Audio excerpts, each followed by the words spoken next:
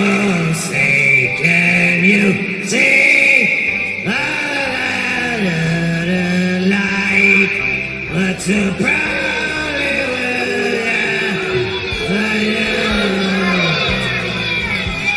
with shouldn't have turned down those cue cards.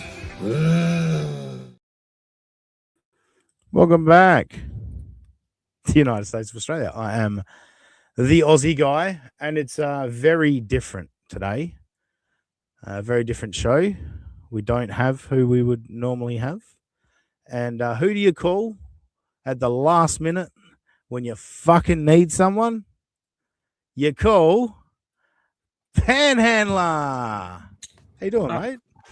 Good morning. Yeah, I deserve everything I get after me bitching about it last week, and now here I am. So, yeah, I'm an asshole and a hypocrite. So, where's Stuttering John when you need him? I just I take it as a compliment that it's only Haley contacting you at the last minute that pisses you off. But if I do it, it's we're all good.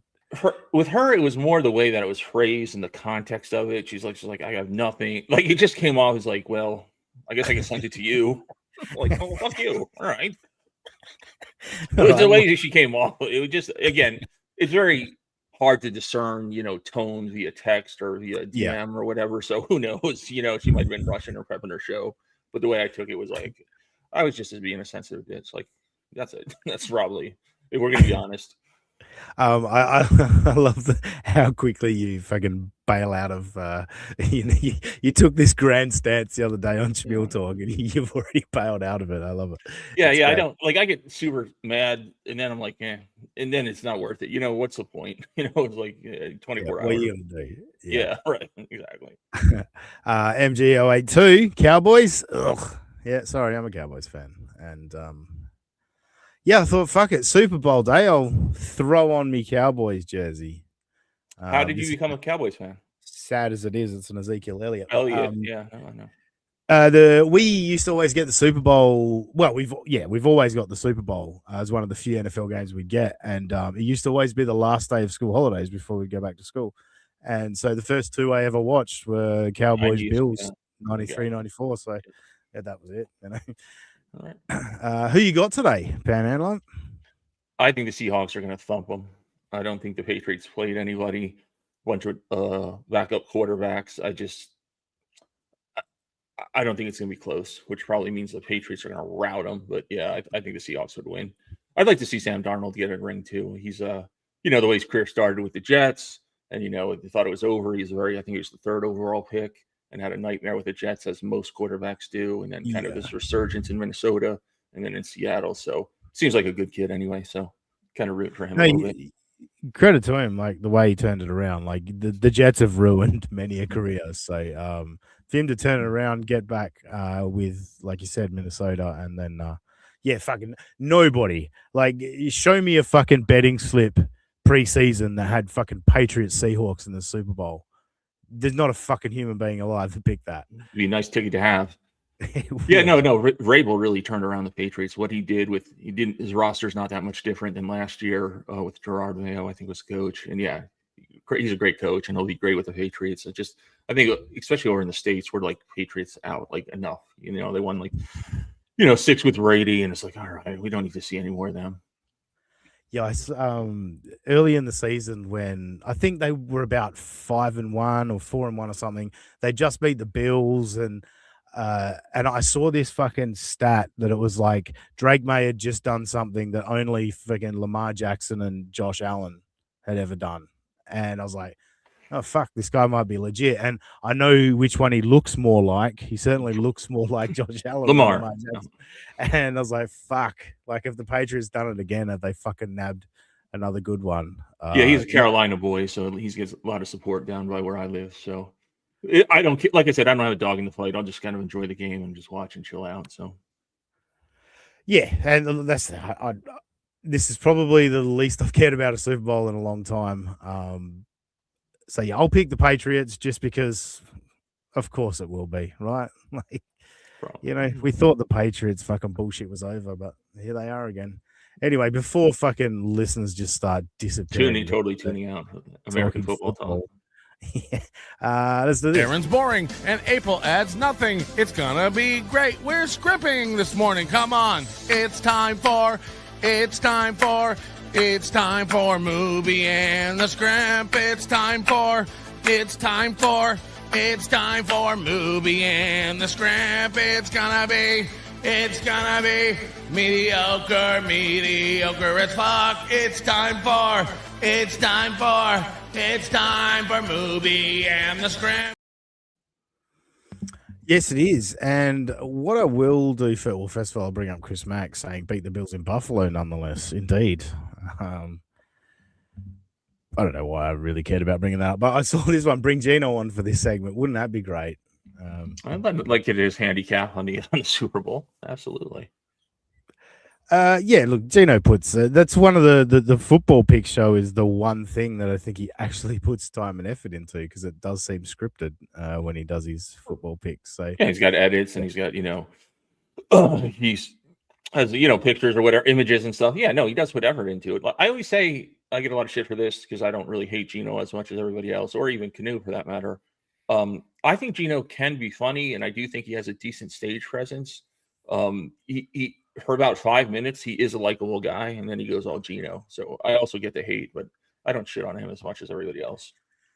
No, I've heard you say that plenty of times. And look, I don't hate any of these people. Like, yeah, I don't know them, right? Exactly. Yeah, that would require me to give a fuck about any of them, really. But yeah, look, I could see that I would have beers with Gino and fucking have a laugh. Like, definitely, like, yeah, I bet you they're both a good time to hang out. Like when I was still drinking, to like hang out with them at a bar. I bet you it's a good time. Like I bet you they're just fun to hang out with, like a lot of laughs and a lot of bullshit or whatever. So yeah, but but if I was sober in that situation, I would find them fucking irritating as fuck. But I'm sure I could get drunk with them. Yeah, that's how it is though. Since I don't drink anymore or whatever, and I still go to bars because everybody, that's this whole culture in America is based around.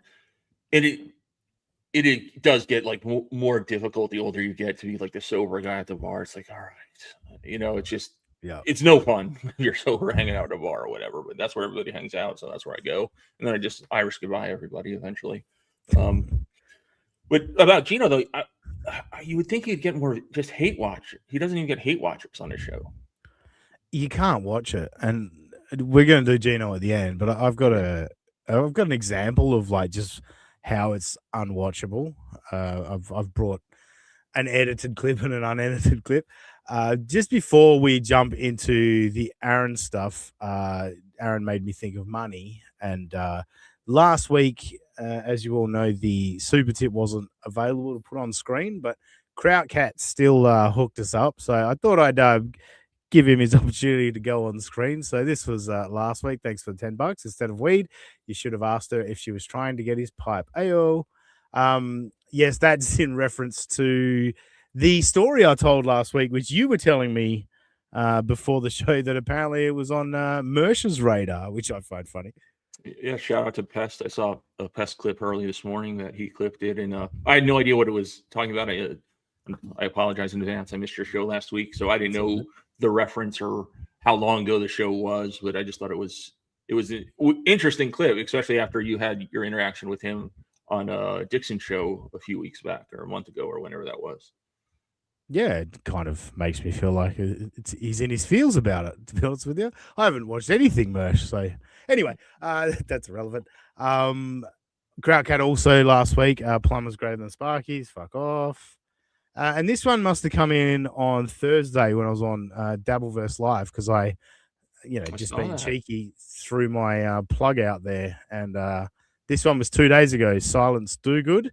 Thank you for the $5. Super tip rules. Thank you, Silence Do Good. Someone actually did answer the call when I threw not the link out, but the plug out there. How was that experience? I saw that. I was surprised to see you on there. Yeah, it was pretty good. Well, I enjoyed myself. And you've had Blind Mike on your show before, right? You guys streamed together, you and Blind Mike, haven't you? Yeah, we've famously had a quote unquote falling out. I tried to do a bit on WATP that just fell flat, and Mike sort of didn't take it well, and we hadn't actually spoken for a long time. But that's all water under the bridge, and yeah, it was good to catch up with Mike again. And yeah, I was actually going to bring up Mersh because of your big stance the other day where you said someone needs to call this cut out on this. And I was going to do it. And then I was like, there was so much shit on that show. And I'm like, this is not a hill I want to die on where I'm going to push this fucking story. Like, I didn't care that much, but I did think of you in the time. I was like, I should bring up this thing that panhandlers on. Yeah, it must be only me because I haven't seen a lot of people like think we don't have to go over it again. But that's not a panhandler stick. This is a Max thing. Like I think it's gross and disgusting, and I still stand by my position that he should get his ass beat. It's fair. Yeah, well, it was in basically his turn on Scarlett, right? That's what you're referencing, and he said something. Why she doesn't work in the industry? Yeah. What? Well, do you want to repeat it? Do you want to bring it up? I mean, I think as dumb as the Dabbler's audience is, myself included, can figure it out. He gave his reasons. Somebody supposedly told him why she's not working in the industry anymore, and you can go from there what it was related that she's not allowed to work there anymore, or work in the industry anymore. So yeah, and he just kept going on and on. Like it wasn't just like one time. Like he just kept saying it. It was just gross, man. Yeah, but that's Mersh. He's a gross fucker. Yeah, I mean, it turned so quickly when he was supposedly like her biggest advocate and it was trying to help her and all. I'm going to save her. Right. Yeah, I've now finally got an opportunity to use this new drop for the relevant person. Because nobody pushes my shit in.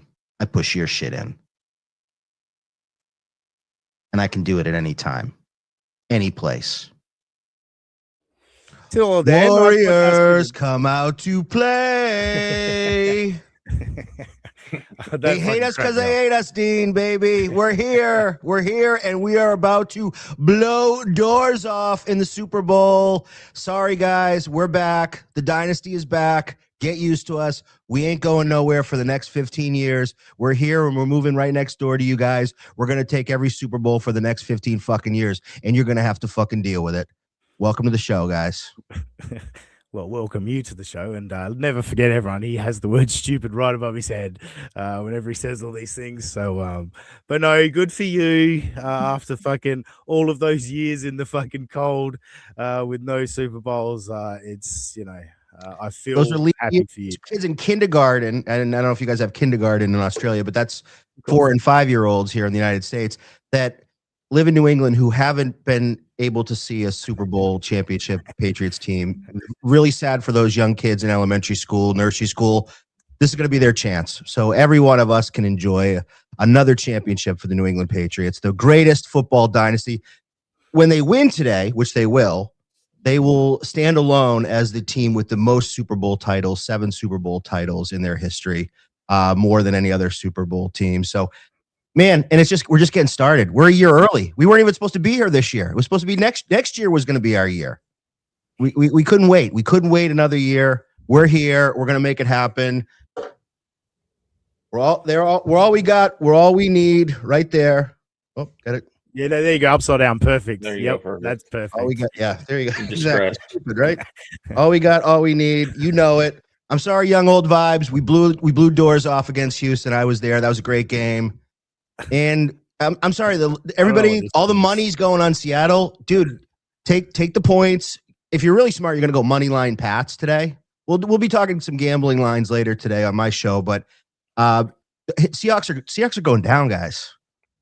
This is inevitable. This is going to happen. I'm sorry. I was hoping Robbie was going to be here because I had a few things lined up for Robbie, but maybe we'll have to get him another time. But yes. It's going to be a fun day. I'm excited. I'm ready to go.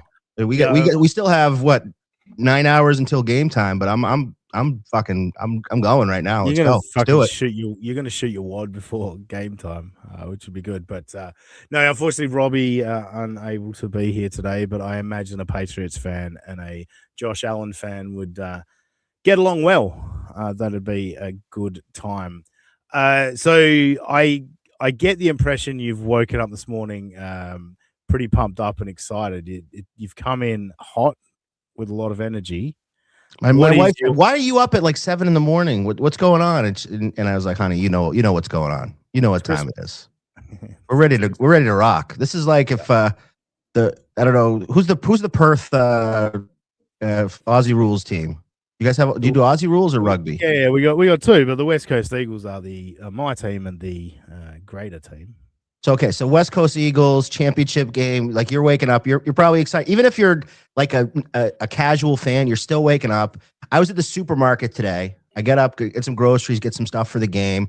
People at the fucking the deli are screaming about the game. Everybody's talking about it. Buzz. We're so fucking back, dude. We are so back. Everyone is talking about it. You can't go to Dunkin' Donuts. You can't go to Big Y supermarket. You can't go to Cumberland Farms without someone talking about the Pats. With all this? No, don't get him started on that. Oh, well, I was gonna save that for later. If you want to go full mass hole, we could do it. Ours can drop at any time if you'd like. No, we'll save it for later because I don't want fucking Panhandler to bail on me. It's a lot. It's a lot. This team has a lot of fucking hot. I'll tell you, a lot of fucking hot on this team, guys. You're going to see it today. Thank you for the $1.99. Kick Dan. He is annoying me. It's going to take more than $1.99. But keep it coming. We'll kick him at some point. Need more fucking zeros on that one, young old vibes. You want to kick my ass. And you weren't even up to the $2 Dan level doing it on an iPhone with your $1.99. Did I click on that? Thanks, Mickey. Did I tell you my rugby team, Cronulla Sharks? That was my team. I used to love the fucking Sharks when I was over in Australia. Fucking great Andrew Eddinghausen or whatever the fuck his name was. Fucking great team back in the fucking 90s. Yeah, here it comes. Panhandler's got a split. What's your pick? What's your score today? Oh, we're gonna go right to scores. Yeah, 52-13 Patriots. All right, so you're being ridiculous about it, which is no. If I'm gonna be serious, the way that the game has to play out, because I'm a real people are like, oh, Dan's bandwagon. But I've been watching this team for fucking 40 years. Okay. So I've been through, they were really, really bad when I was a kid. So I know probably more than most people. I do follow the team. I played football in high school. I wasn't that great, although we did win the state championship 1995, Division 2A. So I watched the game. The way the Pats win today, pressure from their defensive line. They have one of the best interior defensive lines in the game right now. Christian Barmore, Milton Williams, probably two of their top 3 or 4 defensive players. Pressure up the middle, make Sam Darnold see ghosts, make him turn over the ball. Maybe a pick six, maybe a couple turnovers. The way the Pats win, it's not going to be a high scoring affair. They don't want to get in the shootout with the Seahawks, but they could win a 24-17 game is the way I see it. That's how the Pats win. 24-17 Pats. Take the money line, make some money today, guys. Even if you don't like the Pats, make some money. Pick the Pats. At least you're getting points. You're getting 4.5 or 5 points at most books. It's the at least get the fucking points. Like they're not going to get blown out. So every game, and this I'll give a little stat for those stat geeks at home. Every game the Pats and Seahawks have played in the last, I think it's like 20 years, and they've played like 12 times. Every game has been decided by one score or less. So there's been no game that was above 7-point differential, and most of them came down to like the last possession. So this is really probably a field goal to a touchdown game. Take the Pats with the points, absolutely. Yeah, I can see the Seahawks winning by 3, and you're still scoring on the Pats money line bet. Shit Show, thanks for the $1.99 in honor of the Super Bowl. Kickoff to Dullard Dan. You're a popular man here, Dan. We gotta come on. You guys can do better. $1.99. I mean, I know I'm $2 Dan, but if you want me to leave, you gotta make it worth Dean's Wild here. Like $2 ain't gonna do it. No, that's I'll just right. keep cranking. I'll keep cranking it up to 11, guys. I got so much fucking energy popping right now. Like Dean, I know you talked about you don't have your guys, dude. Between me and Pan, we can make this thing go. We can get this thing fucking rocking. And I know I did invite you on the premise of some Super Bowl feels, but we're going to get a Darren Imholt in a minute. Ankle Pineapple, everyone compliment Dean's haircut. I did it myself. Looks good. Thanks. Very aerodynamic. I would have never guessed. And we've got a membership milestone. Colin Madden. Oh, no, he gifted. Oh, wait. Hang on a minute. Thank you, Colin Madden, for gifting a membership. Did he? I thought he did. He put a milestone as well. On behalf of Pats fans everywhere, we disavowed $2 Dan. Well, there's no money attached to that. So there's no money, so it doesn't mean anything. Put your money where your mouth is, Colin. He's probably not even a Pats fan. There's a lot of fake Pats fans. Real Pats fans at least put some money up. Like we put our money where our mouth is. Well, So, he did give oh, and I don't membership buy fees, you're a Pats fan if you're doing freebies. Come on, do better than that. All right, let's you in for some steel toe, Dan? We're gonna do a clip show. You Sure. been doing Let's do clip clips. shows? You like clips? Yeah. So I haven't done much Aaron talk for quite a few weeks, really. But a couple of things caught my attention this weekend. First of all, is the sink fiasco, and the reason this one caught my eye. Oh, hello, Alpha Shane 1980. Thank you very much for the $5. Just glad I got to see my Saints win one Super Bowl. Drew Brees Hall of Fame. Yeah, that one was pretty epic. The timing of it, all that, very good. Thanks for the $5. Did you watch all the Super Bowls over in Australia? Yeah. I was telling Panhandler before, I'm a Cowboys fan because the first two I ever watched were 93, 94. Oh, yeah. But then I drifted away from it for many years, and then I got hardcore into it about 2010. And yeah, I haven't missed a Super Bowl. Yeah, Cowboys picked up a lot of fans in like the late 80s, early 90s, or definitely early 90s with those teams. I mean, those teams were just juggernauts. They were great. Yeah, Emmett Smith. I'm a running back guy. Emmett Smith is my guy. So yeah, anyway, let's get on to Steel Toe. So the reason this one caught my eye, and I was trying to find it, I was doing a transcript search of our show from when Pat Dixon was on. Because at the time I said this guy couldn't even change a tap washer. And then this happened this week. I fixed the upstairs sink, and I fixed it really well. I crushed it. I killed it with that upstairs sink. I moved the fridge in and out, I did that shit. So this is a bit. Aaron's doing a bit. He's got his bit attitude going.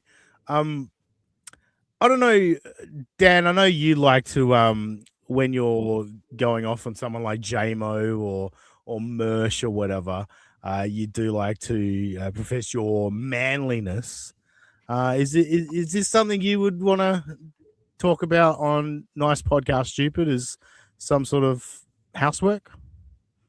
So just so I understand, because I don't follow Steel Toe very closely anymore. He's kind of boring to me. But is this recent, this clip, or is this? Yeah, it's a shout out Stalin 19 actually. Thank you. Okay, so this is like this week. Current. Yeah. Okay, this week. Okay, even a day or two ago. Yeah. I feel like with Steel Toe, he just has so much time to kill that he just goes into the most mundane bullshit, just like whatever is on the top of his mind. And yeah, he must have moved his refrigerator like 2 inches or something. So he's like, oh, I could get 5 minutes out of this talking about housework, like that could be this segment. And and then I could talk about the sink that I, tightened up the thing on, or the lug nut or whatever the fuck it is. So, but it is weird that Steel Toe he's not the most manly man when it comes to like handiwork.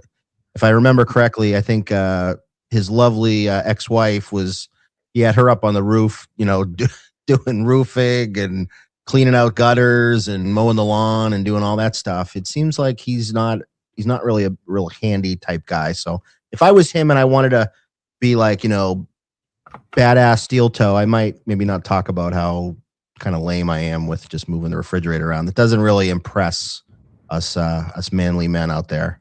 No, and I think the refrigerator was something that happened months ago. He's just referring back to it. In this instance, he's trying to fix a sink. And yes, Moon Crickets, we briefly talked about how Mersh destroyed me. Are you and Mersh like beefing now? I saw a little bit of that. Yeah, I've got no idea. Panhandler alerted me to it. I've got no idea what Mersh talked about. Well, I know he talked about my story of saving a woman's life, but other than that, I got no idea. I'm not beefing with Mersh. I couldn't care less, to be totally frank. It seemed like a kind of just a regular story, but he somehow seemed to think that there was some weird creepiness to it or something. I don't know. It was interesting. Did you watch what he said about it? I literally found out about it right before the show. Okay. Sent me a link, and I was like, I don't really care. I didn't quite get it. I started watching and I was like, I don't even know what he's getting at. It seemed like he was really just trying to pull at something that wasn't really there. But I don't know. Mersh is just like Steel Toe, somebody who's always looking for some sort of content. So he'll try to pull blood out of a stone anytime he can. So And it's interesting that he goes for you. I wasn't aware of anyone clipping that story, so that's nice that Mersh is watching the show and looking for content. Appreciate it, Mersh. Cash, thank you for the $4.99. How did the 2013 Stanley Cup Finals go, masshole? 17 seconds. Oof, go Blackhawks. Ooh, that one hurts. We did win in 2011. I went to one of those Stanley Cup games, so that was a good run. I like hockey, but the Bruins, their owner is a fucking cheapskate, and they're always let you down. So Bruins are they're lower down on my teams. Patriots have always been, or at least been number one, at least for the last 20 some odd years. Used to like the Red Sox, but they become cheapskates as well. So. Yeah, they went big for a while there, but seem to have tightened up. Colin Madden, thanks for the $5. If I'm not a Pats fans, why have I been piss drunk on coffee brandy for 2 hours already? Alcoholism? #gay for May. Okay, getting closer there, Colin. Okay, maybe you're okay. Now the question is, I'll tell you, the way we can find out if Colin is a real true New Englander. Not only is he drinking coffee brandy, he's drinking it in a Dunkin' Donuts, a large Dunkin' Donuts cup. And not only is it Dunkin' Donuts, but it's iced Dunkin' Donuts. It's about 7 degrees here. All we drink is iced coffee. Us New Englanders, when it could be freezing cold, we love our iced coffee. So if he's putting the coffee brandy into a large iced coffee from Dunks, regular, probably with sugar and cream, then you're probably a New Englander. So that I would buy that. But impressive that he's already started drinking. I have not started drinking. I don't even know if I will drink today. I got so much. I don't need. When you get to a point, you don't even fucking need the booze. It just the hatred, the tears, the salty tears of all the other teams being so angry that you're going to be the best team for the next 15 years. That's all the drug that you need. You just inject that right into my veins. Inject those salty tears right into my veins. It fuels me. So I don't even need the booze. Chris Mack, thanks for the $19.99. Keep Dan. This is good. A painter once wrote, "The Jewish doctrine of Marxism rejects the aristocratic principle of nature and replaces the eternal privilege of power and strength by the mass of numbers and their dead weight." #Go Pats. Thank you. Thanks, Chris. Very much, Chris Mack, for the $20. To think that he had to spend $20 to write all that. That's great. I appreciate it. Let's get back to Uncle Adolf a little. No, I was just saying it's a little early in the morning to start quoting Uncle Adolf, Chris, but nicely done. Jesus Christ. Thank you. This is where I fucked up. Where I fucked up is I was trying to put this big washer type thing up into the hole and then put the plate on, because that's what ChatGPT said. What's up? A sink. He's under the sink, right? He's in the cabinet. So he's replacing why is he doing ChatGPT? Use YouTube. Exactly. I had to do some plumbing, and I've never done a lot of plumbing in my life. And I went on YouTube, and they showed you everything. It's so easy. They walk you through it. They do it like you're a dummy, and they talk and by the way, it's not that hard. They make everything so it syncs up perfectly. As long as the measurements aren't off, and then you got to kind of like saw it down or something on like the piping. Other than that, everything should just it's like Legos. It's like Legos for adults. You just plug it in, and then tighten it up. It's not that hard. I mean, for the most part, you shouldn't really need to be under the sink. I'm not fully sure what's going on here. Like, usually, even if you replace the entire set, it's not usually going under the sink. It's usually all done from above. I'm not really sure what he had going on here and what he was doing under the sink. Panhandler, thoughts? Yeah, unless it's like the pee trap or the garbage disposal or something like that. I don't know what he's doing. I know I'm not very good at plumbing either. So yeah, and even the flex about moving the fridge. I mean, I doubt he even has a fridge with an ice maker, but it's a water line and the power out. You know, and the power line. You moving the fridge is no big. Anybody can move a fridge. You don't need a plumber to do that. You know, you just need this. You know, it slides pretty easy on the floor or whatever. Put some cardboard under it if you're one dude, and you push it out to the garage or out the front door. So I don't even understand that flex. I mean, there's some way more complex plumbing that I wouldn't mess with. But moving a fridge, any idiot can do it. It's maybe 2 lines.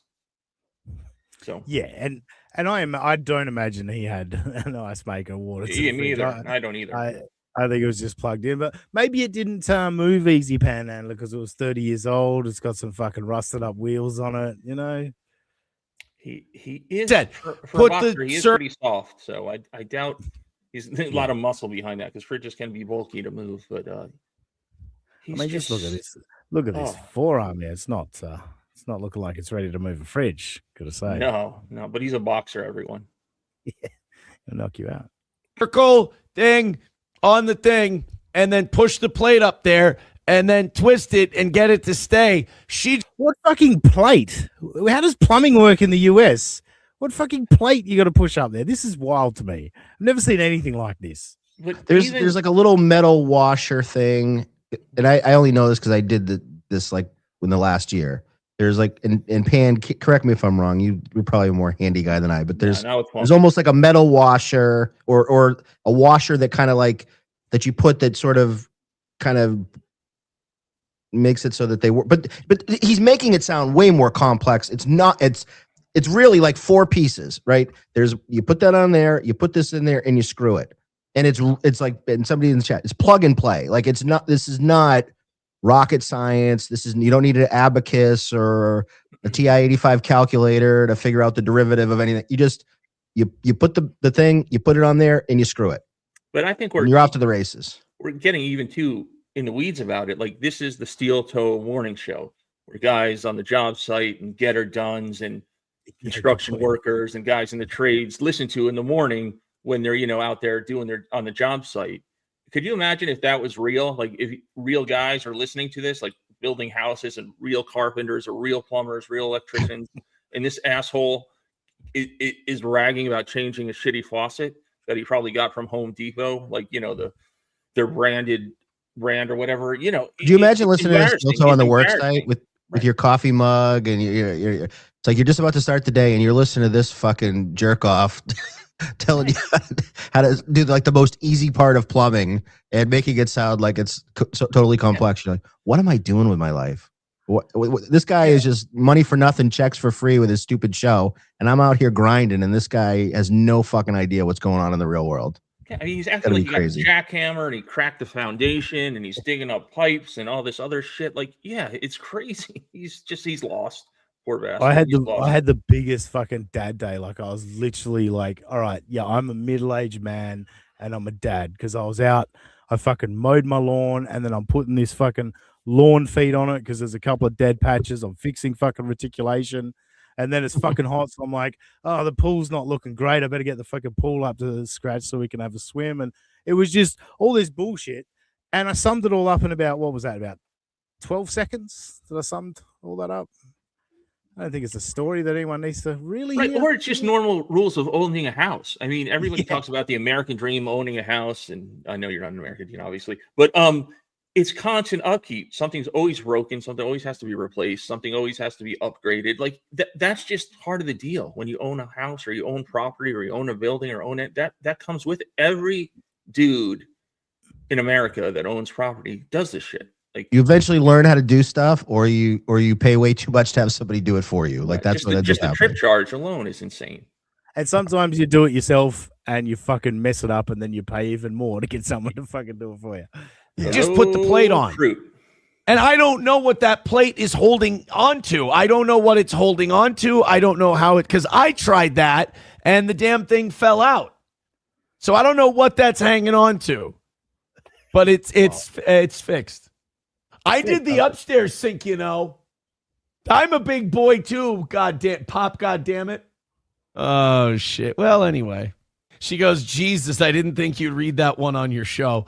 I don't understand. So I'm guessing SP must have texted him about. I got no idea what that means, but he's about to let us know this was great material.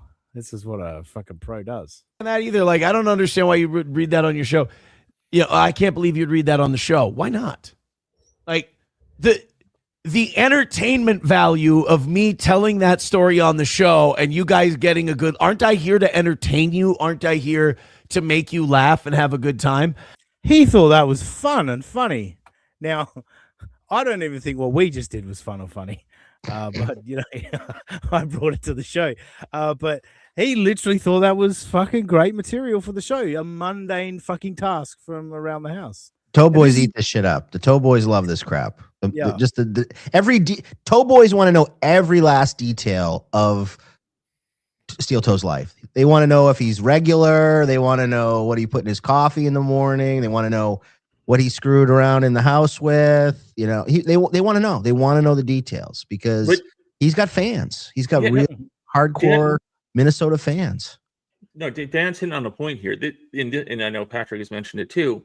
Like he goes on his show and just tells you about his weekend. That couldn't be. It's just as uninteresting as my weekend or your weekend or Dan's week. You know what I'm saying? Like, you know, every week he tells you what he did in the afternoon. No one gives a fuck. Normal things, you know, it's insane. Yeah. Young advice, yes, Eckel did flood his whole house with a drill. It was a reasonably measured comment, and Panhandler picked up on it pretty quickly. I was referencing Eckel. Well done, Eckel. I did have a good laugh. I once did that at work. I was working on the weekend and the plumbers were there as well. Actually, I didn't do it. The apprentice did it. But anyway, the plumbers were working. They had the water off and we installed this duct and the apprentice drilled all the fucking things in the wall. Anyway, they didn't find out till Monday morning that we'd hit a pipe because the water had been off when we were there. And then we left and then they turned the water back on. And it fucking leaked all weekend, which is fucking hilarious to me. Because we didn't have to pay for it. How does that story not make you laugh and have a good time? Aaron, exactly. Right? Like this is where people like Eric Cartman are just, I feel so bad for them. Like, but people on the internet will think this or that. I cannot stress this enough. I mean, this is almost too strong.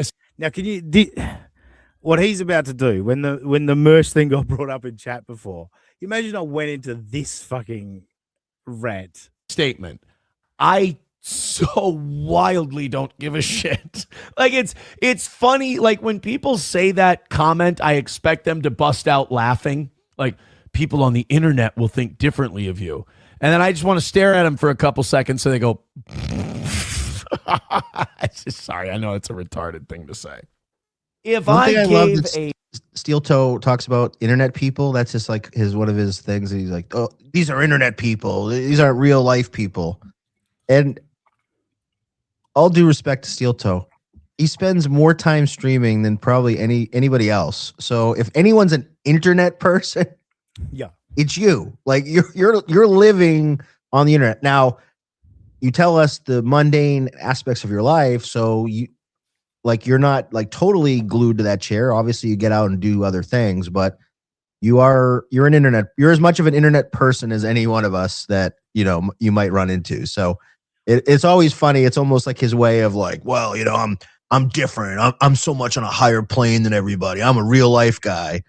And I get what he's saying, because there are some people that just that everything's about like I'll throw one name out there, Shmuel Bachman. No, I'm just kidding. I'm not gonna go down to the Shmuel path today. But there are people that it's all about everything like internet dabbleverse drama, this, that, and the other thing, and they don't really like seem to have a well-rounded life. I get that, but for the most part, I think everyone on this panel, like we do stuff in our real lives, and we don't really talk about it that much because we don't really feel the need to like validate that we have a life outside of just jumping on a YouTube stream every once in a while. But that's a little crutch that I always love that Steel Toe drops every once in a while.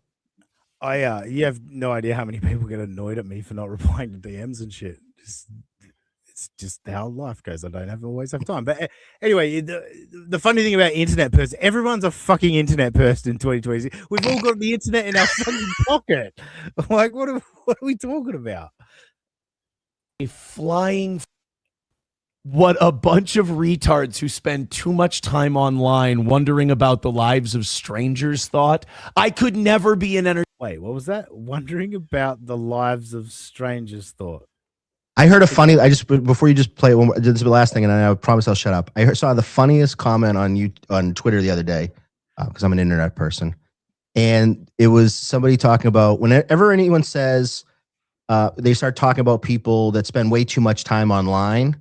What they're really saying is they spend as much. I spend as much time online as this person. I just hate their guts. So, it's crazy what Aaron's caught up to date with on the Dabbleverse that I had fucking no idea about. Like, it fucking blows my mind sometimes the shit he comes up with. I'm like, wait, what's he talking about? Where did this come from? Great point from Echo here. Aussie guy's too cool to check his DMs except 5 minutes before he needs something. Yep, that's about right. Hey, I didn't panic message you to come on the show today, Echo. So I gave you a break. You can come on if you want though. Tap it out, put it all down. I also think Aaron too, like he's projecting so much. Like, look at regardless of what you think of AC or Tukey or Patrick or Carl or any of those guys, how many people showed up in AC just to hang out with them? He can't even get people to show up to his 10th, 11th, 12th, 17th. How many anniversary shows he does a year? Locally, people flew across the country to go to AC at the worst time of the year in Northeast in America just to hang out with these guys. Aaron couldn't do that on his best day, on his best year. And I do think that really bothers him. He just tries so hard to act like he doesn't, and it does. You can see it. He's not believable when he says this. No, and this whole thing, like say more about how it does get to you by like trying to announce that none of this bothers you. It's like, well, if it doesn't bother you wouldn't talk about it. It's insanity to spend all this time talking about how it doesn't bother you. It's the same with Gino last week. He said none of the Dabbleverse bothers him when he was yelling at Shmuel, and then he did a show that went for like 3.5 hours the next day, fucking going on and on about Shmuel and all that. It's like, no, this didn't get to you at all, Gino. The Dabbleverse doesn't bother you. No, we'll quit then. Fuck it. This is not getting to you at all. Entertainment. I could never do it. My show wouldn't be growing at the pace it's growing right now. Come on, like who buys this? To the moon. The Rumble numbers are taking off. Yeah, as a regular listener, like, how do you not go, Aaron? What are you talking about? We all see what's going on. Like, he goes back and forth between the numbers are in the shitter and we're not making any money, so it's the best fucking time. Like, how do these people not go, Aaron, why do you bullshitting us? Like, we see what's going on. Just fucking try and do a show. Like, it's wild to me that this nonsense gets bought into. If you're doing this and you care about like the opinion of a jokey thing you do and like, how will this person who spends their life on Reddit feel about me? You're not going to sustain whatever it is you have. You just can't. I'm sorry, because it's built on you being a. That's all. Well, guys, I think he said faggot. Stalin 19 now. Clipped it out, but those damn Reddit people, man. You can't read that Reddit. And Steel Toe reads everything that's said. Like, I'm sure the first thing he looks at every morning is Steel Toe, whatever the subreddit is for Steel Toe, whatever they call it. He's reading, and every comment gets back to him. There was one time, and I rarely talk about him, and I think I might have talked about him for 30 seconds, like just a throwaway line in the middle of a show that maybe 60 live people were watching. It was nothing. He commented on it on his, like, the very next day on the Steel Toe Morning. I don't even think I got clipped. I'm like, he's either watching my show or he's got his little moles that are reporting back to him. And once again, it's not to diss on him, but if you say something about Steel Toe, he will know. Like, there's like he has his antenna up for everything, for any sort of commentary, anything that he can. I mean, part of it's he's looking for content, but also part of it is a little bit of a thin-skinned aspect where he's got to kind of like absorb it and then find a way to fire back. And I can't let Dean talk shit about me or Dan say this thing. I got to throw it back at him. And here's how I'm going to spin it because I'm the toe and I'm better than everybody and numbers are up. So he hears everything. Right. I mean, obviously he's been talking about Kim Nicholson. I haven't been following that whole thing recently, and We'll she's get into just that. chatter. And but also he's mentioned Shmuel a couple times, and unfortunately, I stream with Shmuel a lot because I'm a real loser. But Shmuel never talks about Steel Toe ever. Like I can't remember really him ever bringing up Aaron or Steel Toe. Maybe I'll bring it up or somebody else, but Shmuel doesn't bring it up. So why would you even bring up Shmuel? He just to co-sign on Dan. He definitely watches everything. For somebody who says that he's got such a fulfilling life and he's a big, dad of the year and all this other shit, and he boxes and plays basketball and does all this other shit and goes through wives apparently. Yeah, he's a fucking liar on top of everything else. A bad one at that. This background, when he got this sign, I made one comment in NLO's chat in the middle of a 5-hour show, and Aaron referenced me the next week. And it's like, that's fucking wild. That's the only comment I made. And he got the wrong end of the stick too. He completely got it opposite. But that was literally the only comment. And then I came up on his show.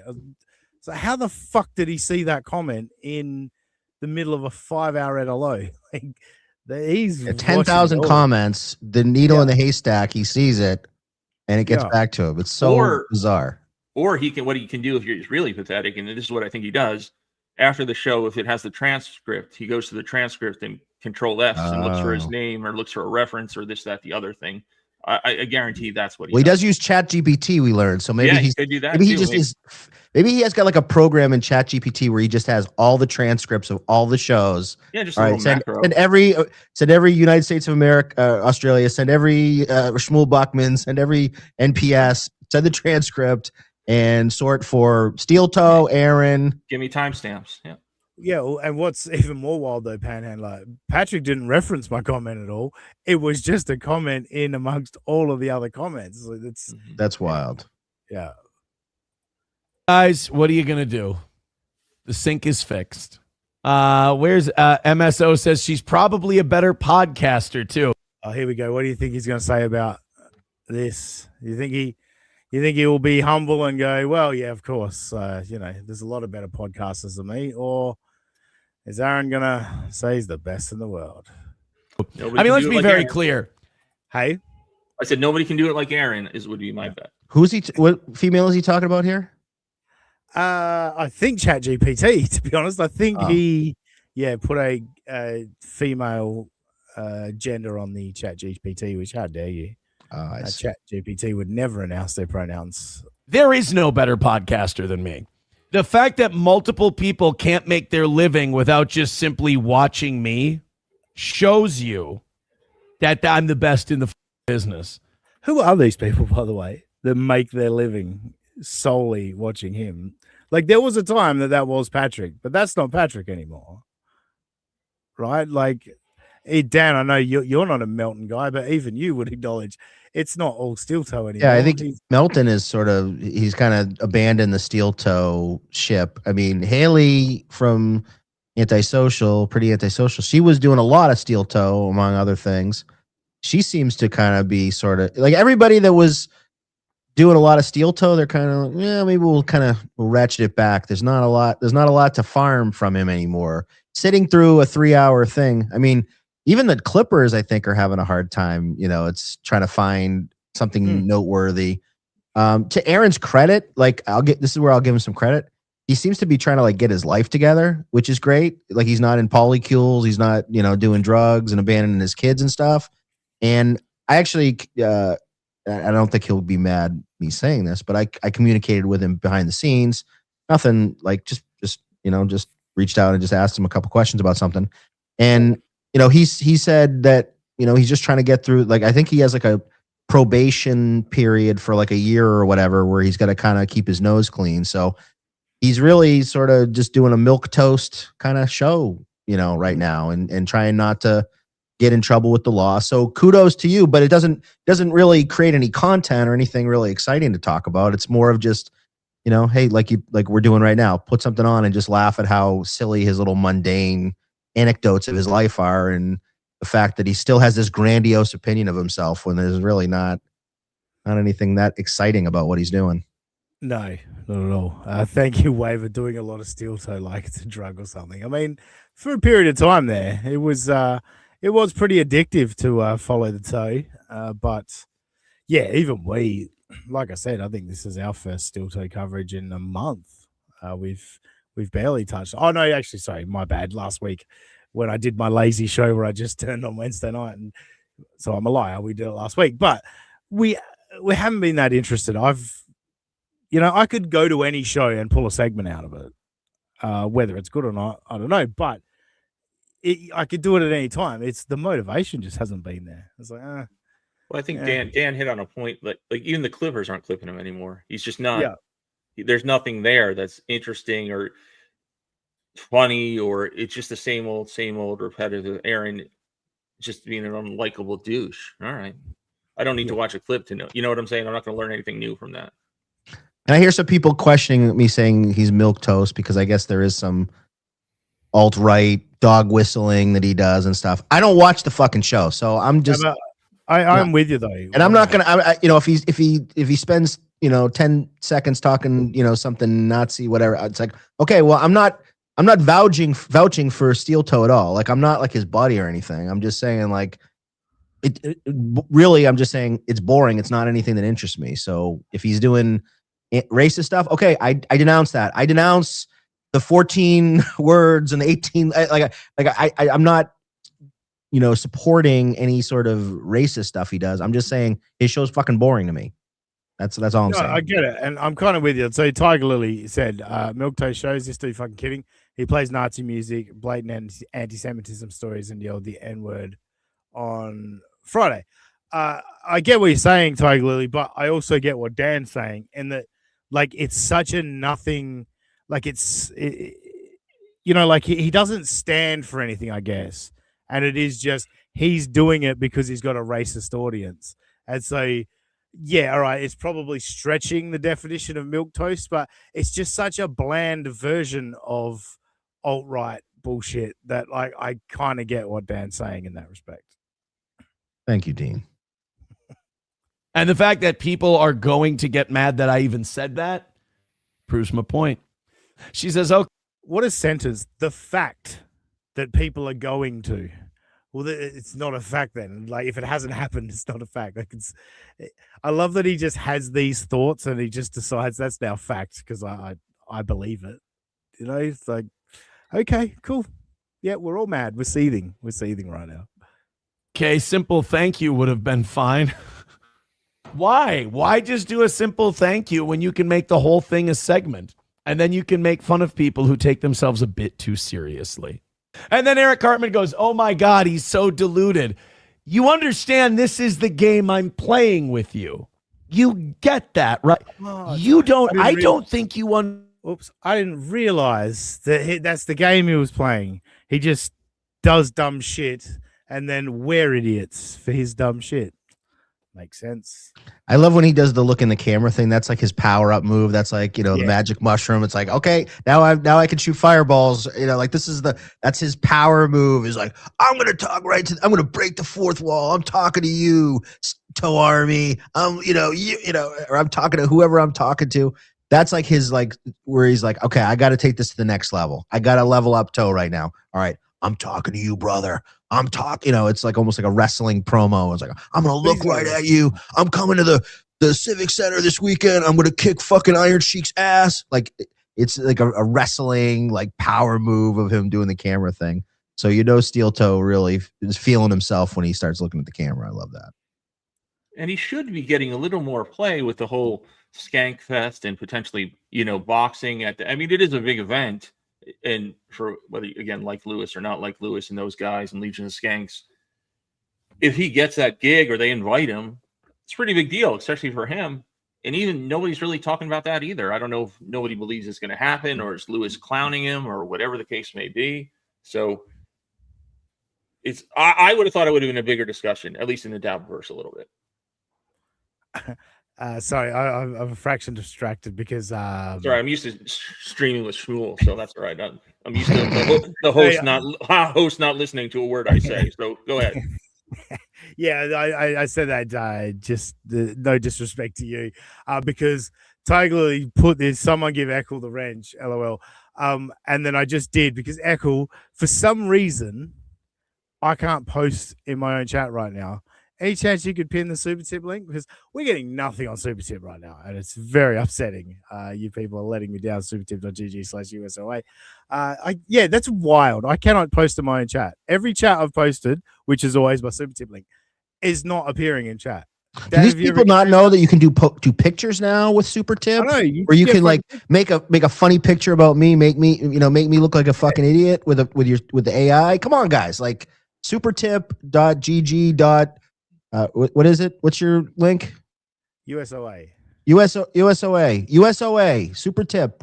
You should be doing it so much that you have Google Chrome. It should like pre-fill it in right for you. So you shouldn't even have to like spell it out. It should be like automatically popping up. Get in there. Come on. I mean, we gotta level up here, guys. It's Super Bowl Sunday. We gotta get the fucking energy level up here, guys. Like, are you guys still sleeping? Come on. Let's get this party started. Let's get it moving. Put a little coffee brandy in your Dunkin' Donuts with some ice, and let's fucking rock. Let's do this. Thank you, Dan, for the promotion. Sorry, I just brought that up from Chris. Yeah, no, I know Eccles can't pin it. Sorry, that was poor wording. I was just making Eccles, can you put it in chat so I can pin it? There we go. It's pinned. So are you saying all you assholes with this huge QR code on every fucking screen, nobody uses it, so can everybody get rid of it then now? I forget that it's there, to be totally honest. All right. It's just there. I mean, it used to be the StreamYard duck when I wasn't paying for StreamYard, so I'd like to see somebody put like gay porn or something on the QR code, just like to like throw people off. Yeah, see if anybody uses it, right? Where it directs you to something else. Because I don't think anybody uses the fucking QR codes. Do you know what's funny? Maybe this is part of the problem. I've got the chat up on the screen over here, and currently the video of this stream is back when I hit the Movie and the Scream song. That's what's playing right now, so that's how far behind it is. So I don't know what's going on, but the stream seems to be fine. I don't think I'm dropping out or anything. I don't know what's going on here. Anyway, the problem is that people that hate me are in the chat, and they're all poor. They're people that they're waiting because they got to really wait for the first of the month usually to get paid. So the super tips usually, like if we were doing this like a week ago, they'd probably be making it rain because that's when they get their monthly check. So yeah, unfortunately, a lot of the haters, they're looking and it's like, oh, they're kind of got the Geno situation. It's like, I owe Amex $20,000. It's like I can't really send in the super chats, so I'm just gonna be in the free chat. I'm just gonna put my little comments in there. I'm not man enough to drop $2 to insult somebody. So that's just the way it rolls. $2 subscribers, donators, super chatters, whatever. Anyway, you mentioned Kim Nicholson earlier, Panhandler. The steel toe was going after Kim this week. That Poor caught Kim. my eye too. And Kim's getting a lot of smoke these days. Have you noticed that? Yeah, it's very interesting. Dan and her have beef too. Shit. I don't have any beef with Kim or Shmuel. I'm being a nice guy now. I'm trying to be nice. Right, Dan. But Kim is getting smoke from all different angles. Yeah, she's getting it from Kiki and now from Steel Toe, which is funny. No, I know obviously she's been on Bedabbling Live, which is where she'd get far more eyeballs on her than over here. But I've platformed Kim on a couple of occasions, and the two of the three people that I cover regularly have got a problem with Kim Nicholson. Interesting. Tugs him, member for 2 months. Thank you very much. What's funny is that Dan believed Aaron. Oh, that he's getting his life in order and all that. I don't even think Dan believes that. But it's something you could say on a podcast, which is good. All right, so this one I'm actually having to. I was downloading. Hey, $2 Dan. Thanks for the $2. I'm not poor. Thanks, Dan. He's got $2 to send. Shit Show says Dean's not smart like him. Interesting. I'm going to YouTube now because I had issues downloading this fucking clip and all that. So we're going to YouTube and we're going to listen to Aaron. Now, let's not forget, Aaron twice convicted of harassing women, harassment of women. So yeah, let's see where he goes here. Let's go full screen over here. McBuster, they do these fake gifted membership things, but the names they come up with are funny. Kim Nicholson is obsessed with me. 2 people. Oh. Jane says also. I'm confused by that. He made it sound like the name was Kim Nicholson is obsessed with me, but I guess that's the comment. Anyway, that was weird. So apparently there's this woman online who thinks I'm like the demon devil because she lives her life on Reddit. I mean, there's one of them's your ex-wife who got a harassment restraining order against you, and another one would be the victim of your revenge porn. But you know, there's probably another woman online that thinks you're a demon. Sure. Okay. And she's like this old spinster, lonely, middle-aged woman. And all she has in You think Kim's middle-aged? She's blown past middle-aged, Jim.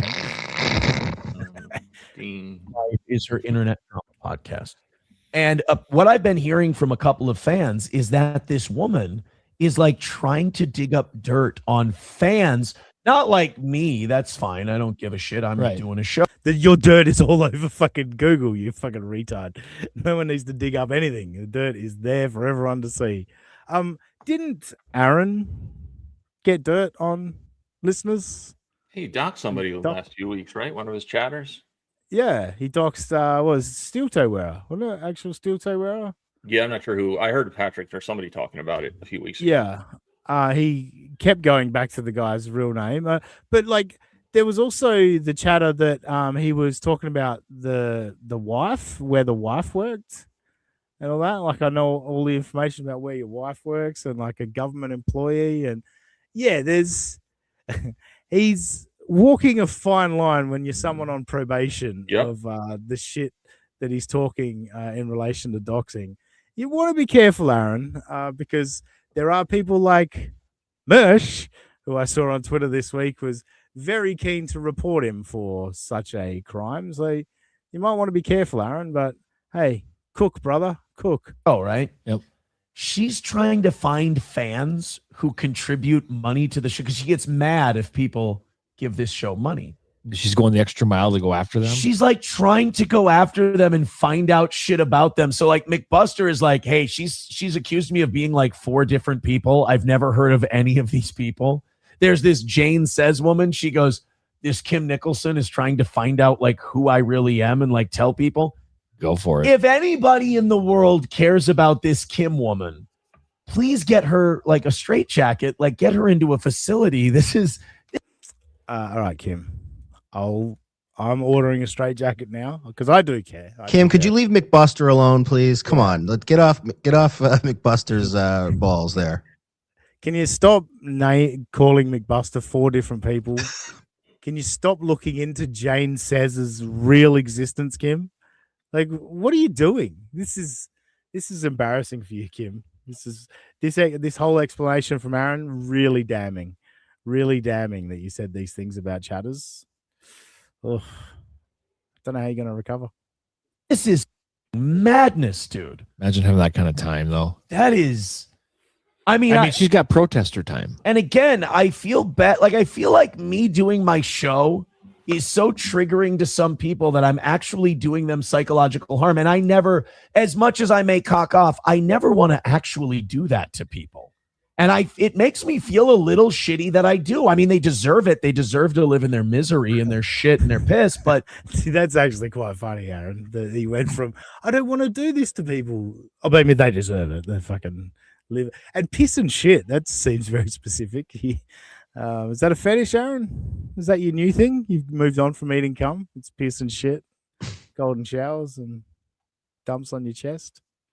You feel like you want to say something, Panhandler? No, I definitely don't want to follow that comment. Absolutely not. No, but wasn't he just telling us not to care about what people do offline or when they comment online? And now he seems very involved in this as far as what people on the internet are doing. So make up your mind. You either care or you don't care. These people have nothing to do with you. But now, yeah, he's just such an unlikable fuckstick. I mean, he's got to be. is he at Stuttering John level as far as unlikability? I'd say pretty damn close. I think it's a tough one, isn't it? Yeah, it is. And It's it neck always and neck. Stuttering John, but I feel like John has these humorous moments where you go, you fucking lovable lout. You know what I mean? Like John is such a doofus. It's not as cold and calculated as Aaron. I think Aaron is more hateable personally. Yeah, it's a coin flip for me. It depends on the day or the clip, really. Yeah. Yeah, John's idiocy feels more genuine. Like he's just genuinely just a dummy, a big old dummy, big old drunk dummy. So he has moments where you're like, like you just said, like it's like, it's funny. It's like it's almost that lovable scamp. It's like the guy at the bar fly, and he has, half the day he doesn't do anything, and he's that guy again. But then he says something funny, and you're like, that's why we have Johnny at the end of the bar. Every once in a while he'll throw something out. Steel Toe, it's like he's always on. He's in character. He's always on. Like he can't. There's really nothing that feels genuine about what you see. What he puts forward is all. It's like it's Steel Toe. It's an act. It's a performance. It's not really like necessarily who he really is. Yeah, right. Okay. It's got to be exhausting because he's not this way. He's not the villain in real life. Like he's not. Like you saw he's probably a sweetheart to his like kids, and I'm sure like there's probably neighbors that probably like him, and he probably he goes to the fucking sporting events, and he's probably a completely different person when he takes the Steel Toe veil off, and he just like can be himself in his own skin. I mean, other those little things of the court documents of headbutting ex-wives and stuff like that. I'm sure he's. But I'm saying with guys, I'm sure he bullies women because he can and he's physically bigger. But with dudes, he's not the villain. He's just not that. You can see. I mean, just look at the haircut and the glasses the 18 chins. Like he's not that guy. He's just not. You could see it in the videos that he was doing with the protests. Like you could see it there. He was scared. He was intimidated. Yeah, you could hear it in his voice too. His voice was trembling. He was weak. Yep. He wasn't speaking from his chest. He was standing back. Yeah, It definitely turtles up a little bit if it and for the guy that talks about like real life, he did seem to be intimidated in real life. I also don't like that I'm the person who's doing it. Oh, so she's making you feel like you're a meanie. I'm a big meanie head. Yeah. Oh, look at how I've broken this person. So I think what happens with this is she's diversifying from her old, like she hung up the whistle, put away the the yellow vest, and is that it? Probably like he's not listening to Oz. He just threw in is that it? No idea. But Oz, aren't you the guy that got let go from Steel Toe because you're a drunk, and then you came crawling back when Aaron said, you know what, made a little bit of money. Let's bring Oz back. Aren't you just Aaron's little bitch boy, Oz? You gonna comment on people hanging up the whistle, going to protest? He really does like to have co-hosts that he can feel superior to, right? Or that he can kind of control, and that I got nowhere else to go. There's no other options for these guys. Like they I need the money. I need the $50 or whatever. Right. He won't have a strong personality on the second mic that'll challenge him. Or say, what are you talking about? Or, you just want somebody you can control, like Dan said, and push around like it's his wife, whether physically or, emotionally. Yeah, he's a weak man. Like, has he abused anyone more? Like Johnny Crutches, like he just will abuse Johnny, and Johnny will always come back. He'll always come back with his tail between his legs. I always use the Game of Thrones analogy of, it's like Ramsay Bolton and Theon Greyjoy, where he chops off his dick, and then but he's still loyal. He's still loyal to Ramsay, even though Ramsay fucking beats him and treats him like shit. Like that's Johnny Crutches. Johnny Crutches is like the Theon Greyjoy of just like, Steel Toe, may I have another? How can I help you? How can I help you? Just this meek little nobody that just keeps coming back to his abuser. That bit he did last year where he was taking super chats to see how long Johnny could stand or something like that. I'm like, dude, how Johnny doesn't tell him to get fucked for $50 a week or whatever he's paying him. Dude, I won't even go over to my friend's house for free I'm definitely not going to get abused for 50. You know what I'm saying? To pay me to go, like it's $50 or whatever he makes, $100 a week. Is it worth your dignity if you have any left? Like it's insane. What I think that's Johnny? why people have no sympathy for Johnny, because it's like, wait, you're gonna do that so he can make money while you're just making the same money you would make anyway.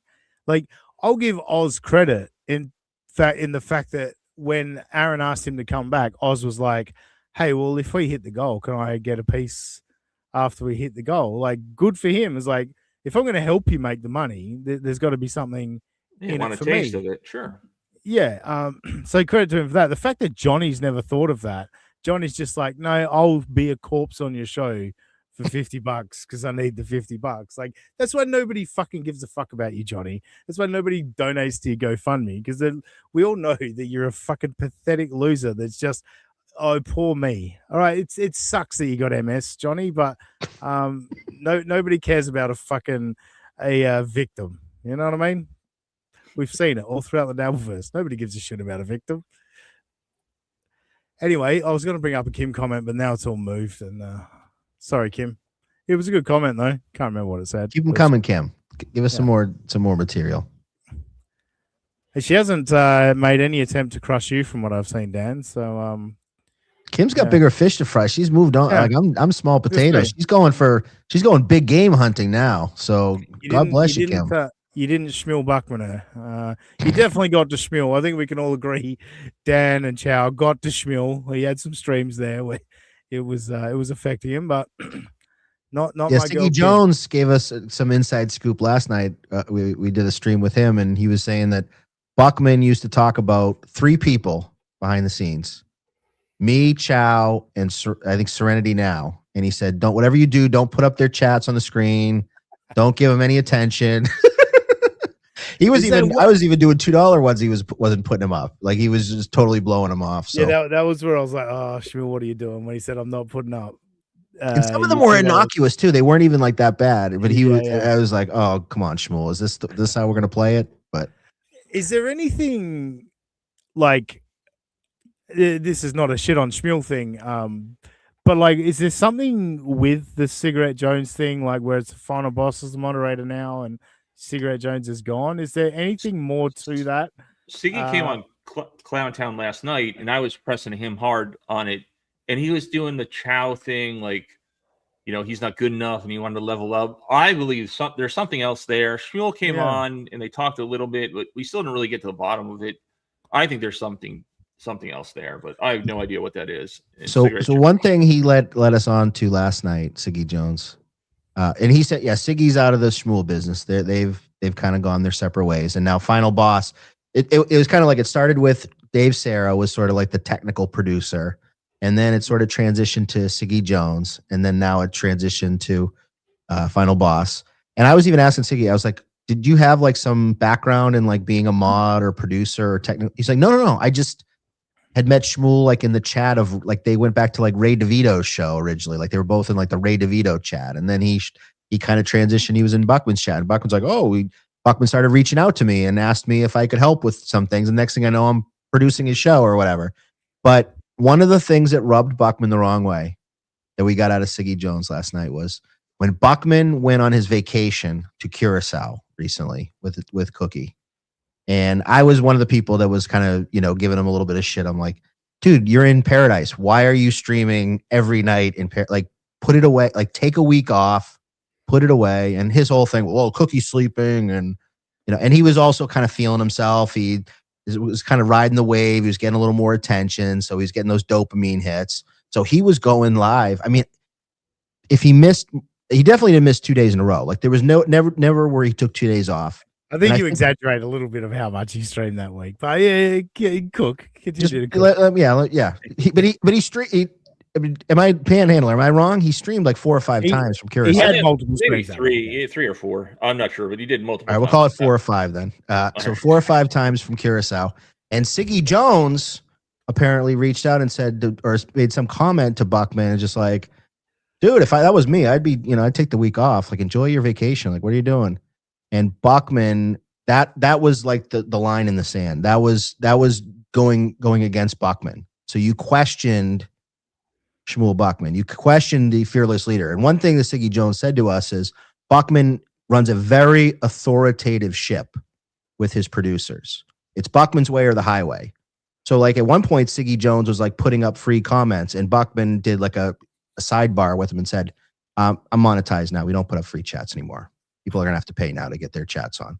So Buckman reads all the free chats and he absorbs them in Panhandle. You know this better than anybody. He reads everything. Sometimes he's not even listening to who has on the show. He's reading what people are saying. And then he's like, in malware, he's like a Rubik's Cube. Like he's always like moving the thing around depending on what people are saying. And then he sort of reacts to it. And he'll start talking about things that people are talking about in the chat, but not necessarily put the chat up. So Buckman he sees and feels everything. But ever since he got monetized, it's all about the bucks for Buckman. Like no more freebies, no more free lunch. You want to get up on the screen with Buckman, you got to pay. You got to pay to play. And preferably with super tips. Just reiterating, you are done with Buckman and you're having peace with him. The women are jumping in to defend Shmuel here. Shaka says maybe he enjoys it. We've also got Flat Cat. Where were you? Oh, wait. No, it wasn't Flat Cat, was it? Oh, no, it was. Where were you, Jessica Flat Cat? Wasn't it? Anyway, if you enjoy streaming, why would you not do it, even on vacation? He was having fun. And we also had Tiger Lily. Tiger Lily's jumped in there as well. Not anyone else's business what he does on his vacation. No, he enjoys streaming. I agree with you, ladies. I was on vacation in September. I took my laptop and my microphone and shit. I was like, if I get an opportunity, yeah, I might do a stream. Dan likes to try and wind up Shmuel. That's look at his dumb face. Look at him. Anyway, we have got Dan. You'll be excited about this. We've got some images on Super Tip. Okay, great. And Shane M answered your call. Oh, geez, I gotta reframe all of this, don't I? Hang on. Take me off screen so you can see him. Yeah, I'm gonna have to take everyone off screen because I don't think I have it set up. I'm gonna have to fucking change all my setups. All right, so let's remove. Oh, there we go. That'll do. Just Panhandler. Yeah. Oh, look, that's me, and he put the Seahawks garb on. Stay stupid. Very well done. See, there you go. That's what I'm talking about. Shane M actually made you look like Melton, which is yeah, I know. I'm a little overweight, but I'm not quite Melton sized yet. So. And we've also got, so thank you, Shane M, for the $5. Appreciate it. And we've also got Young Old Vibes with $5. She's going with good old Panhandler.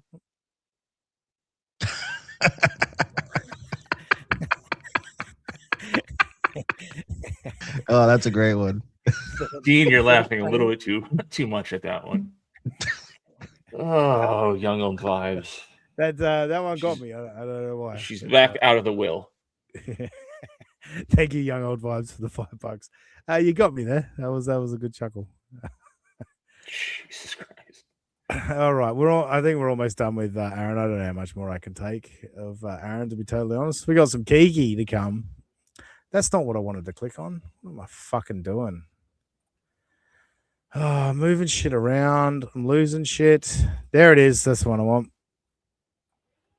Sorry, folks. I made my mark. I've done all the protesting and the peaceful protesting I could do. And they are, dude, I'll tell you, the people like that, they really are like that liberal cancel culture. They're like we made a difference. Yeah. We've been doing this with these people for a decade now. Take this septum ring out. So much so that Aaron got thrown in jail because of his alt-right political opinions. The judges and prosecutors in town, they've been had it against him for years. Not because he's a Sorry, fucking that's asshole. why you want to add something then, Panhandler? Oh no, it's not because he's a fucking asshole and can't follow the rules and couldn't, follow a simple rule of do not mention this person, do not talk about this person on your streams, and he couldn't even follow that one simple rule. It was definitely his political beliefs. Yes, that was it. Well, it's because he did it during White Power Hour that was the issue, Like, I'm hanging it up. She hanging it next to the whistle. Yeah, so people are writing in the chat. Why does he have he does not listen to his co-host at all? Why? Why have a co-host? I've been getting shit in the chat for letting fucking Dan go. You know what I mean? But like, I'll listen. I'll listen to what he's got to say. You know, otherwise I wouldn't invite him on. What's the point? And I know chat. One's in the chat if I shouldn't have invited Dan on. McBuster says this Kim has been stalking me for months. She thinks I'm at least 4 different people. She's an NLO fan. I mean, that makes sense. I mean, really, the bottom of the barrel IQ is there. I mean, listen to the guy. She's been stalking me for months, announcing that. Like, how would you know? Like, I'm pretty sure you don't live in the same area. We've got a couple of ones in the chat. We've got Shit Show, Young Old Vibes, Flat Cat, although she says JK, so Flat Cat's a fan. That one's for you, YOV, since you were the first to put a 1 up in the chat. You ungrateful. Yes, they hate you. They hate you because of the. You ungrateful pretty girl from Houston. Really? She's into wrestling? Yes. Newer post polycule and Melton Moody AI of 10-year-old girl super tips era. It's really gross. Yeah. What? That was just like a word salad. Like, yeah, we're going back to when they had the Angelica voice from Rugrats as Aaron's daughter. Like, what these people extrapolate out of all this bullshit is fucking fascinating. Like, you know, like, I get it. It's a fun troll. But then when you start like really pushing it as like a real thing that's going on, that's where it gets wild to me. It's like, all right, calm down. Like there's no dramaticism going on here. I want to skip forward, and I can't remember when, but someone gets him onto Ricada. There's a chat, and let's go to here. Somebody who talks like this, man. He read it to me. It's amazing. And he was just laughing about the whole thing. Oh no! All right, that's right. Fuck it. I remember why I wanted this whole clip. Hang on. They're writing complaint letters to Midland Armory, and you know what Derek's doing now? I was there. He's sending me the emails and making fun of the people. We've got another one today we'll read. Oh, this is going to be good. A little bit later on. So, yeah, but I think this one, the guy's name was a fan of our show, so I think he was doing it to be part of the bit. But, yeah, they're right. Wait. So he's going to read an email that a fan of his sent as a bit. Yeah, send the sponsor as a bit, and it's going to represent the haters emailing sponsors. Is that what you guys got out of what he just said? Olympic mental gymnastics for sure, which is appropriate this time of year. But they're now going to reference this email and how insane all of us are because of a fan sending an email as a bit. To Midland Armory, and they're crying. They're like, he's racist, he's homophobic. I don't know if I would have a business that would support somebody who talks like this, man. He read it to me. It's amazing. And he was just laughing about the whole thing. Yep. So, but it was your fan doing a bit. What are we? That's wild. Do you guys believe any of this? That people are really sending? A, I don't believe he has any sponsors anymore. And B, that other than just to troll Aaron, Stoney's isn't giving away those gift cards print anymore. out gift certificates. $20. I mean, it is still their 30th anniversary, so right, 4 years later. But he's not been mentioning Stoney's as much. I mean, look, again, I don't. To be fair, I don't watch the show, and I've not been paying much attention. But the Stoney's gift cards and all that seem to have gone away. I don't know. I think Stoney's ride or die, though. Stoney Cheetos is ride or die. We've got to get to this Nick bit, though, because I found this fucking hilarious. I just got to find it. I'm sorry. Cancel culture is so yesterday. Stop embarrassing yourselves. I did see on Twitter that Kim Nicholson is seething about us talking about her. Oh, really? So he's on Twitter in the middle of the show, has seen Kim Nicholson's tweet. You're a pro, Aaron. You're a pro. So, anyway. You're grift off. You're going is what our audience did. All right, we had two people. Nothing more dishonest than going, I heard. Yeah, you were watching, sweetheart. Come on, don't lie. He literally did that at the start of the clip. I heard Kim Nicholson's been doing this. And then 2 minutes later goes, or 5 minutes later goes, "It's nothing worse than doing that tactic." Terry Nee is a Bob Levy fan. This could be interesting. Panhandler.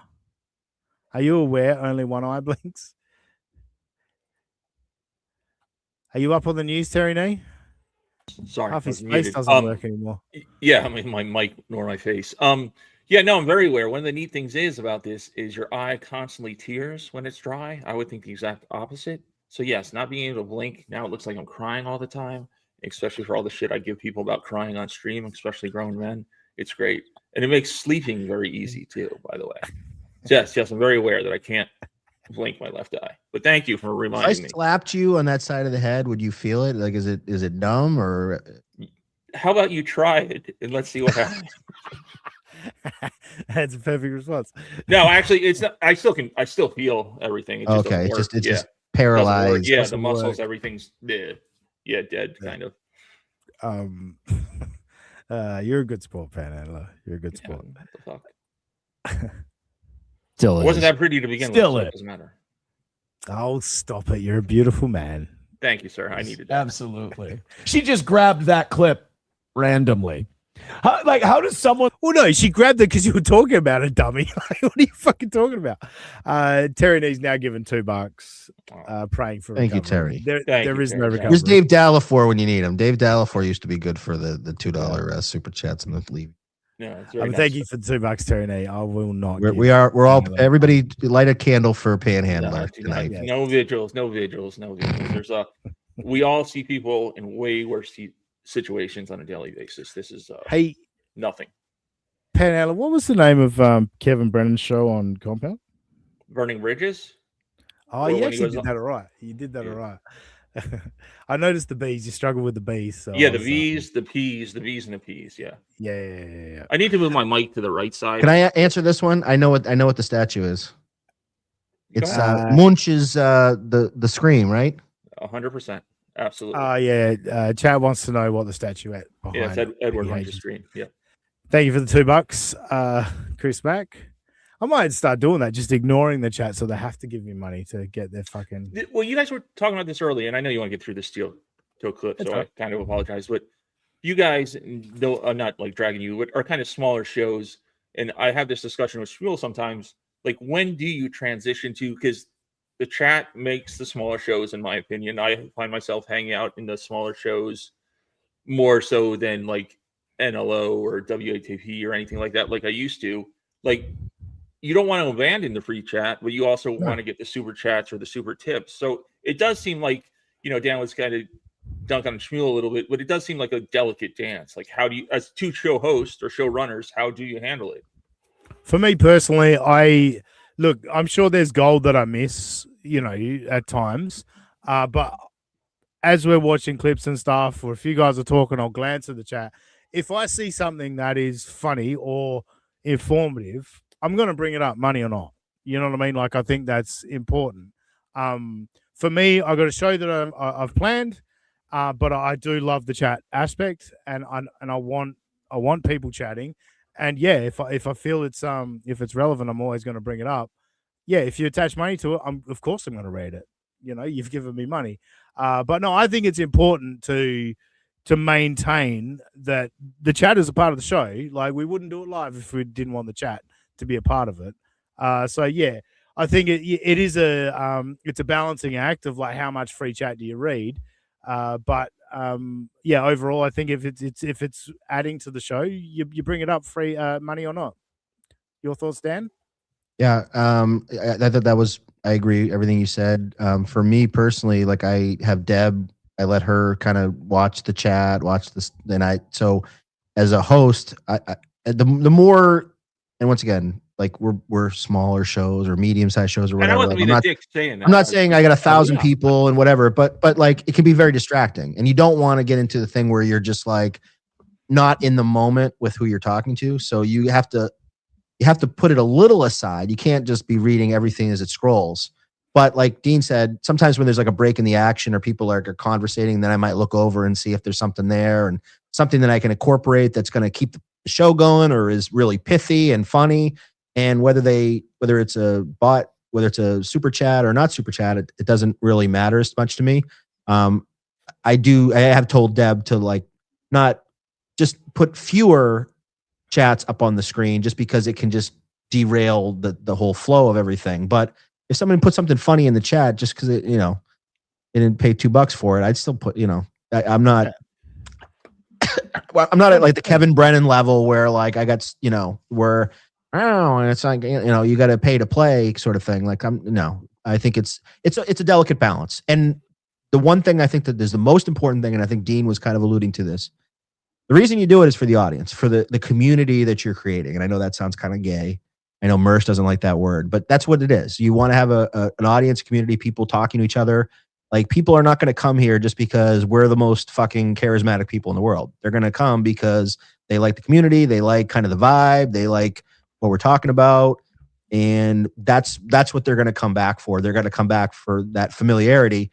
And you want to make sure that the audience feels like they're part of it, because that's what it's all about. It's supposed to be interactive. Yeah, agreed. Terry Nee, thank you for the $2. He's announcing that he's gay for men. Yeah, I'm not saying that. I'm gay. Thanks for the effort. I appreciate it. Thanks for $2. Diablo Sandwich says, read this, you Aussie loser. Oh, wait, I should have shouted it, shouldn't I? Okay. And Josie Wells wants to know if Dan's show is bigger than Dean's. I think at this level, I don't think anyone's is really bigger. The fact that Aaron goes on and on about like 600 viewers, 500 viewers, 700 viewers. I mean, we're all still nothing, right? Like, none of us. Dean's the tallest midget, so he's like the number one of the second tier. So I'm just a regular midget. He's the tallest midget. That's kind of how we do it. Bachman is like Bachman might be moving out of midget territory the way he's got a rocket ship attached to him right now. So look out for Bachman. I mean, it's the year of Bachman. I tried to stop it. I've partly my fault. I probably put him over a little too much, with my going back with him, but he's got a rocket ship, and he came into AC. The meme that I was using was the Vince McMahon where he kind of walks in and strutting. Like, that was Bachman rolling into the Borgata. Like, he had his chest puffed out. I'm here. Who wants to take pictures with Bachman? I'm the star. All right, Tony, Hack the Movies. I'll take a picture with you. Bachman is hot right now. Bachman is selling. So Bachman, I wouldn't be surprised if he has sponsorships within the next couple of weeks. I mean, Bachman is number one with a bullet by far. Except for the man known the world over for having a head like the fucking pineapple. Eckle Pineapple's got the number one. Welcome, Eckle. Yeah, sorry, I was a little bit busy, so I didn't get to type in chat, so I thought I'd bring it here. Just a reminder for everyone, today you can go watch Dan at 3 o'clock Eastern if you're into all of that lovely NFL. If you like clip shows, you can watch Eckle at 3 p.m. If you like clip shows with Rochi, you can see us instead. But yeah, I just wanted to pop on and say great show. Well done, Panhandler, for keeping these two in line. Have a good one and enjoy the American football. I'm a bit too gay to like American football, unfortunately, but have a good one, guys. See you later. You too. See you. Hello. Poor Eckle was hopped on Clown Town, and he's a good sport. And because Eckle runs a pretty tight show or whatever, and he's this is the way he wants to do it and go through segments and kind of very rigid, almost kind of like Carl. And he was, even behind the filter, I could tell he was just miserable. This Clown Town is such a shit show, and everybody's talking over everybody, and there's no real topics, and no one knows what's going on. But he was a good sport. But you could just see behind his eyes, he's like, what did I agree to do? Some of the shows that it gets chaotic. Like I found it with that ladies' night I did. At times there was like 8 of us on stream, and I'm like, I don't even know how I can control any of this. Like every lady's got their own point. It's like I'll just sit back for a while. Fuck it. You know what I mean? I'll schmule it. Terry Nee, thank you for another $2. That was supposed to say crap. He corrected it in a free chat. The funniest part about that ladies' night was you guys are like, it was all kind of sassy, whatever. It was like what's the show with Sarah Jessica Parker, the Sex in the City. It was like a Sex in the City kind of like chat, and the girls are giving up gossip and talking, and then Dean has the audacity to ask them about blowjobs, and then everyone they all of a sudden they got all like defend. How dare you bring that up? I'm a lady. Like, stop talking about delicious cocks in front of me. Like, And I was like, that's kind of a good question. You That get the won't right get you audience with- for it.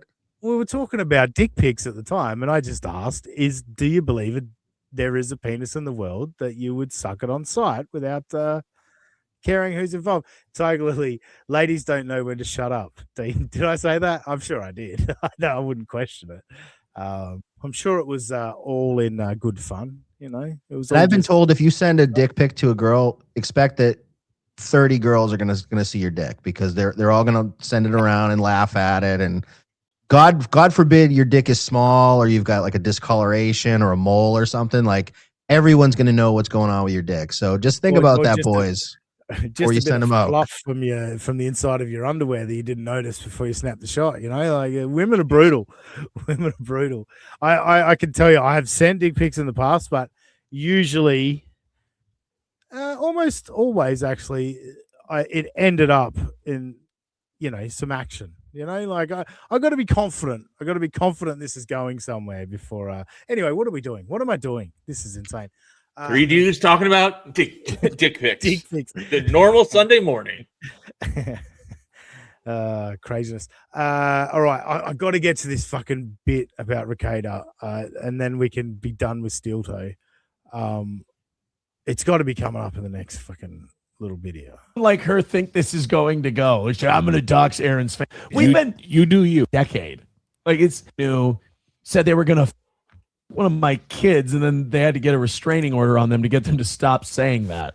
I mean, that's some wild fucking narrative changing in it. They had to get a restraining order against them. You filed the restraining order. Let's not change history. But anyway, we're not melting ball washing here. It's the last. I'll give credit. That's the last new thing. But then again, that's more stalker behavior than anything. Root says that's pretty much what I do. I think y'all need to take it easy on that Haley chick from Pretty Antisocial. She's a good egg. Well, I'll tell you this. If she would not be dishonest and she would be let me explain it to you this way, Roots, while we're calm, and you can spread this message if you'd like to.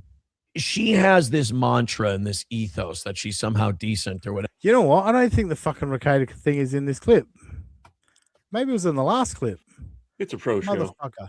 Anyway, someone super chatted and said, I see your ex-boyfriend admitted that he's still monitoring your show. And Aaron just immediately went into explaining the situation.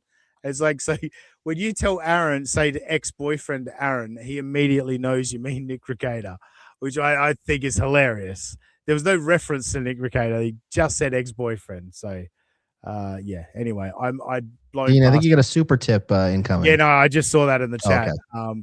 I had actually had the super tip thing fucking covered up because of the screen share. But no, I'm there, Cash. Thank you very much. Cash is fucking loading up here. It's very kind of you, Cash. Thank you for this. Oh, hang on.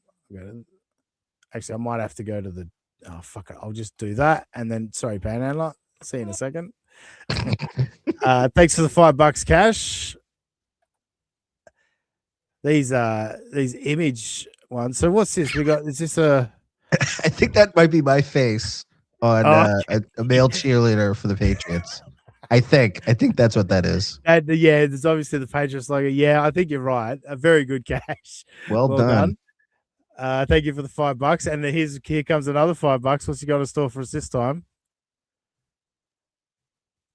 Oh, fuck, that's hard to read. Oh, I think that's Panhandler's face on the old guy that Elaine was feeding. Yankee V. I like my Yankee B.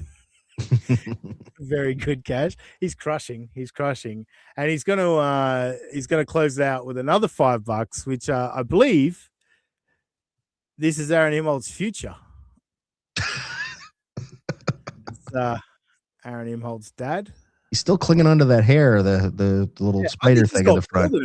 I think he's got more hair than Aaron, to be honest. Not the classic, or is that Is that AI? Aaron just aged. Fucking hell, is that AI, Cash? I think that's AI Aaron, aged and shit. That's fucking Cash. Let me know. Aaron's like, thanks for the hair. Thanks for you gave me a little bit more there to work with. I think it's his dad. I think it's his dad and Aaron's face mashed. Oh, that's his dad. But yeah, because when you on the super tip dashboard here, if you put your cursor over it, it becomes big. I don't know how to make it big on the screen. I'm gonna have to learn about that. But when I put the cursor over it, I was like, that's actually Aaron's face. So yeah, that makes sense. That it's an amalgamation of the two, as it were, if you will. Chris Bueller says that's the real photo. Look, I believe it. Yeah, there we go. Cash is confirmed. Aaron's face on his dad's picture. Yeah, that's what I thought. Yeah.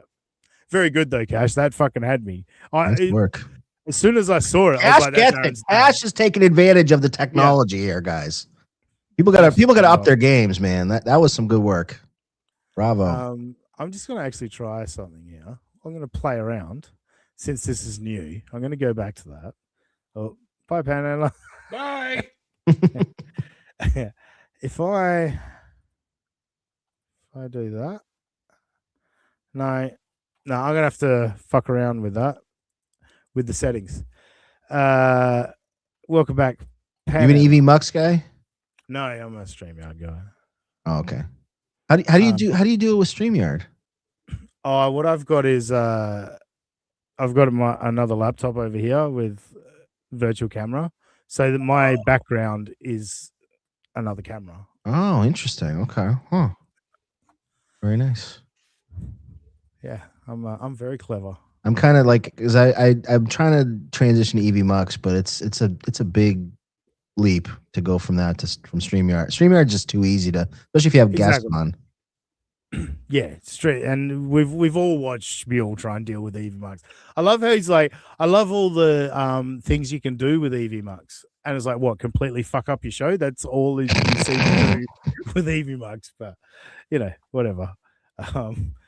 I actually, Dan, that was my criticism. You know, when you went head to head with Shmuel on Hughesy's program, and you were saying to Shmuel about how, like, people are getting the sense it's all about the money and all that, and Shmuel said, no, it's not. What you needed to respond with was, well, why are you using EV Mux? Because it incorporates super tips really easily, and I don't have to fuck around. Because let's be honest, Shmuel, you'd be using StreamYard if it wasn't for super tip. Let's be real. Let's be real about it. But we're not here to. That would have been the right response. Buckman, I'll tell you, it's tough to go head to head with Buckman. He'll throw you for a loop, and once he jacks up his audio and drowns you out, so you can't fucking talk, makes it even more difficult. The one time he figured out his audio was against Dan. Yeah, when you turned it up to 14. And we're like, fucking, you gotta let me talk. It's my time to talk. You fucking, yeah. I'm not gonna sit here and let you talk over me. But it was very funny. And then when I don't know if you saw when we went on with Eckel, and somebody must have coached him up to not, because I was going into that, and it wasn't going to be too contentious anyway. But I knew that if it was going to be like the other times, he's going to try to talk over me. I'm just going to shut up and let him fucking talk. And then, okay, you done? All right, let me talk. And but for some reason, somebody coached him up. I don't know if it was Panhandle, or I don't know if it was Dave Sarah on one of those 2-hour Saturday night phone calls where they're like laying in bed and they call each other and talk for hours on end. But somebody coached him up, go into it and be calm and don't yell over Dan and you'll win. And of course, I was doing it. So it was basically like a couple of dudes just talking. So it was kind of a dud. Sorry, Eckel. But that's what I meant. Sorry, my apologies, Eckel. I feel really, really bad. I did confuse Eckel. You're on Hughesy's show so much. I assumed it was on Hughesy's show, but I meant the Eckel show. Is what I was referring to. So my apologies, Eckel. You don't deserve that, to be fucking confused with Hughesy. Adam Hughes from Belfast, Northern Ireland, British guy. Watch together. What do you think? We're gonna do it, and it's going to be fun. Bing, bing, bing, bing, bing, bing, bing, bing. Josie Wells says Dan says 1,000 words when 10 words are needed. Good call. Yeah, we got some Kiki. We got Kiki and Stuttering John today. Now, I hope Stuttering John doesn't strike me for this. We're not going after you, SJ. And also, you played 1.5 seconds of my show a week ago, so we'll call it even. But no, we're not here to go after Stuttering John. I tuned in live. What was this morning for me? So last night for you guys, and yeah, thankfully, Stuttering John had the rewind option available. And so I was like, all right, I'm fucking clipping this because, wow. Kiki on with John. I've not seen much of it, got to be honest, because John takes his shows down. Unless I catch it live, I don't really see Stuttering John. But yeah, Kiki with John is interesting. I find it interesting. And we're going to kick it off with Kiki don't like Chad no more. And we're gonna find out why. Panhandle's looking uncomfortable. I know he still wants to fuck Kiki, so I know he's going to mind his P's and Q's. No, she's gotten nasty lately. The last couple of weeks, or maybe I'm just realizing it. Like ever since she's started going on John's show, she's taken on more of a Gino personality, which not great. Yeah, it's never great. I think going on John's show, you're going to get heat. You know, like immediately, people are just going to hate you just for associating with John. So I could understand her getting a bit more catty, as it were, if you will. But yeah, it does seem to be to another level lately. Yeah, going more on the offensive, really, I guess. Yeah. Gonzo, thanks for being a member for 2 months. Thanks for the dick pic, Dean. I'm sending it to Gino. All right. Well, if you send it to Gino, I'm gonna have to press charges, Gonzo. That was a private image between you and I. That was special. By the way, you you got fucking Gino going the other day, Gonzo. That was fucking great. Panhandler had to sit through a lot of it on Schmul's show, but yeah, Gonzo, you fucking fired him up. I was very highly entertained by that. All right, and thank you for being a member for 2 months. Yeah, let's get to this. So obviously, Chad said this week that Gino was the mole and all that, but here's Kiki explaining to Stuttering John why she's done with Chad. Didn't mention is the stealing of credit cards from right. veterans. Right. You know, right. from Yeah, all right, John. It's 2026. I think the credit cards thing has been fucking hammered into the ground. We've got some fresh Chad shitbaggery. We don't have to keep going back to the credit cards, do we? You know, I think that's a dead horse has been flogged. veterans. And okay, like, yes, how can you even defend that? You Why, Dan? can't. But I guess, anybody can have redemption. But yes, that no matter who you are, that's a fucking terrible thing to do.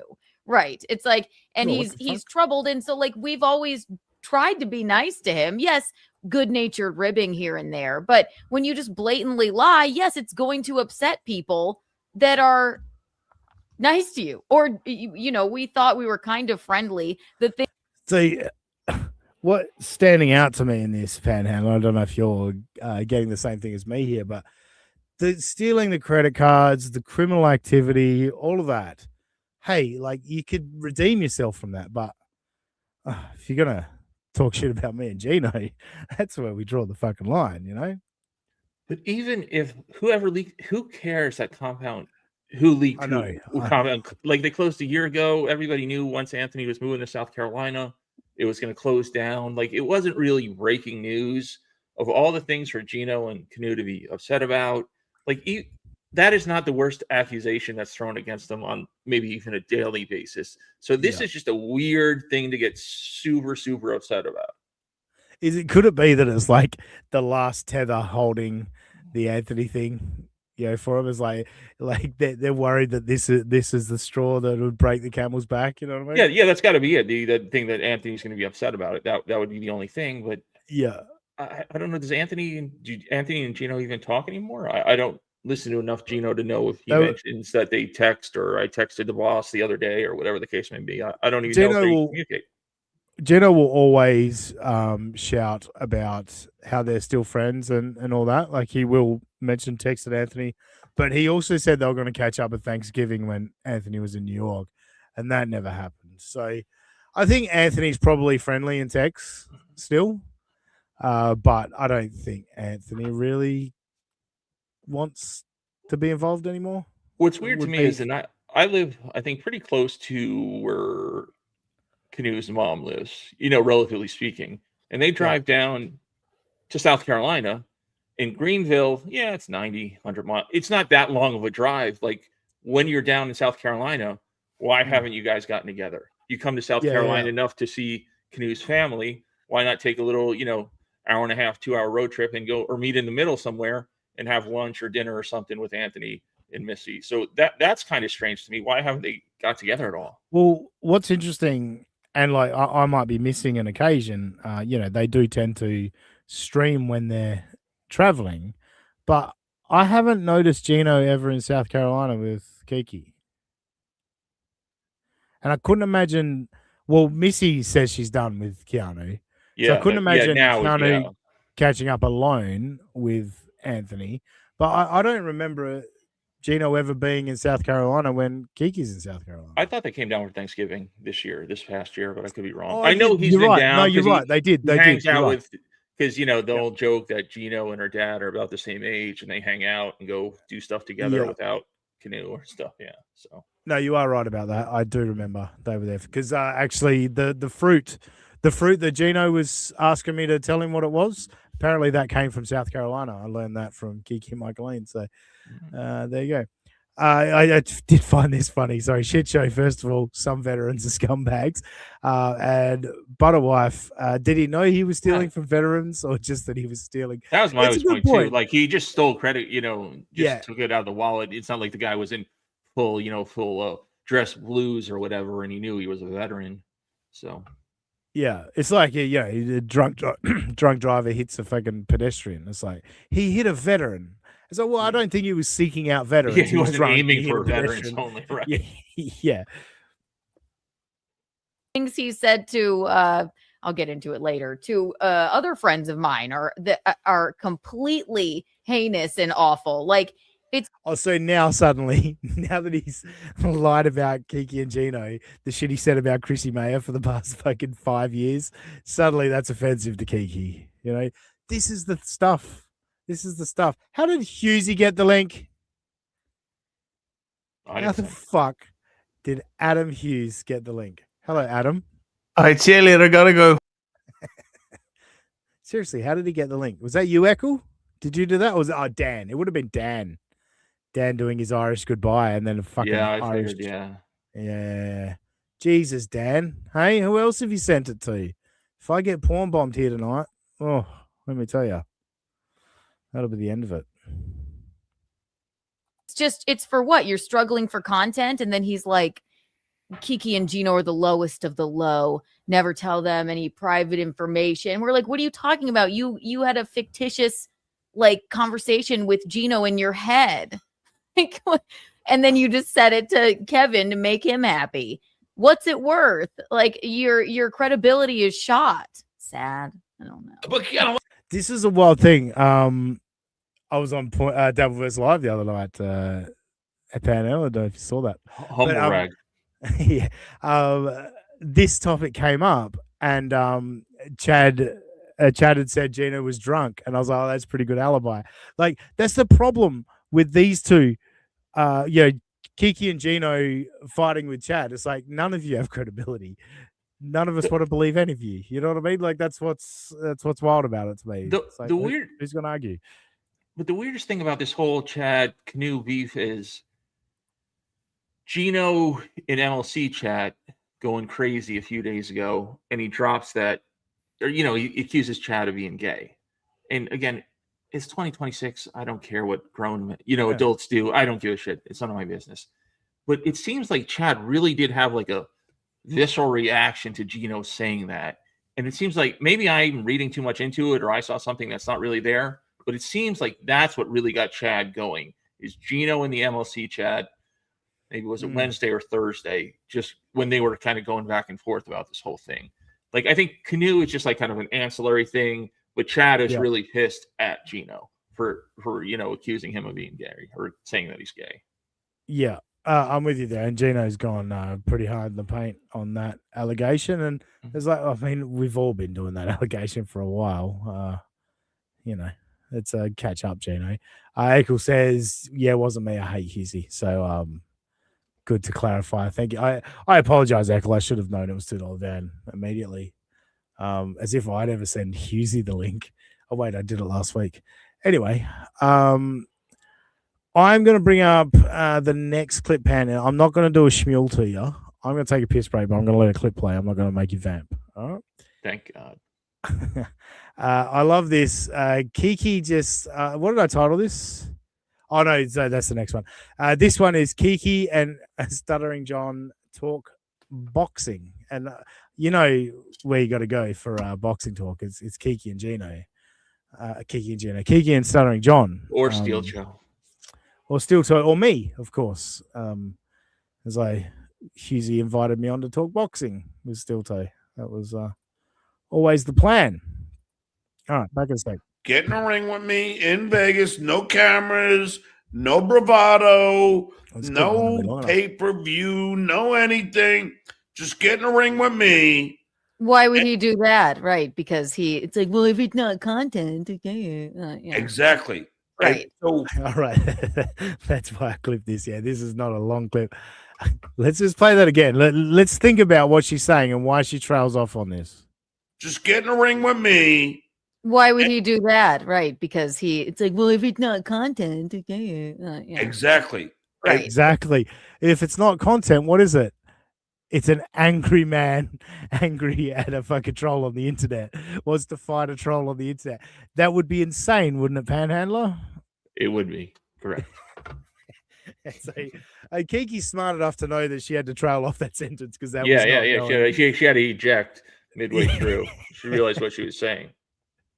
And then classic Stuttering John to end it. So what they did was, of course, Tukey's, everyone's afraid because they know that I'm a freaking lunatic. And everyone's seen me with Cabby. Yeah.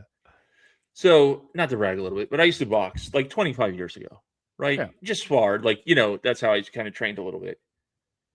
These guys and Rocco or me even would be gassed in 45 seconds. Yep. John is old, alcoholic, out of shape. Rocco is much younger, but he's not in the best shape. Boxing is very difficult, even sparring. Just keep moving. Just throw punches for 60 seconds, like shadow box in front of your mirror one day if you've never done it. It is incredibly taxing. These guys, them talking about 2-minute rounds, insane. All this bullshit should be 1-minute rounds, if that. Yeah. Neither one of these guys are going to last past, Patrick's offer $100,000 if you knock, Rocco out, and then if it goes 5 rounds, you lose at 20 or it's 20,000. The purse goes down 20,000 every round. This thing wouldn't see round number 2. No, there's no fucking way. They would be so gassed. That's why the shit is. It's so wild that they're if you excuse the pun, sparring over the details. Just get in the ring, do 1-minute rounds, do 3 or 4 rounds or 5, maybe 5, and it's all. Nobody really wants to do this. That's the whole what it comes down to. I think it'd be interesting. I'd love to watch it, for sure.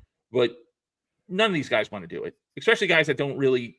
I know John, boxed Cabby, 30 years ago or whatever. But come on now, it's insane. Yeah. Old men talking about this shit.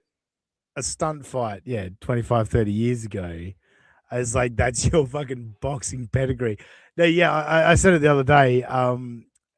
The adrenaline alone, forget like having to throw punches. Like, I know as someone who drinks too much, like if I get in a situation where adrenaline starts pumping, it fucking messes with, like, you know what I mean? Like I can't settle down for quite a while after that because it, your heart gets going and like you get the fucking shakes and all that.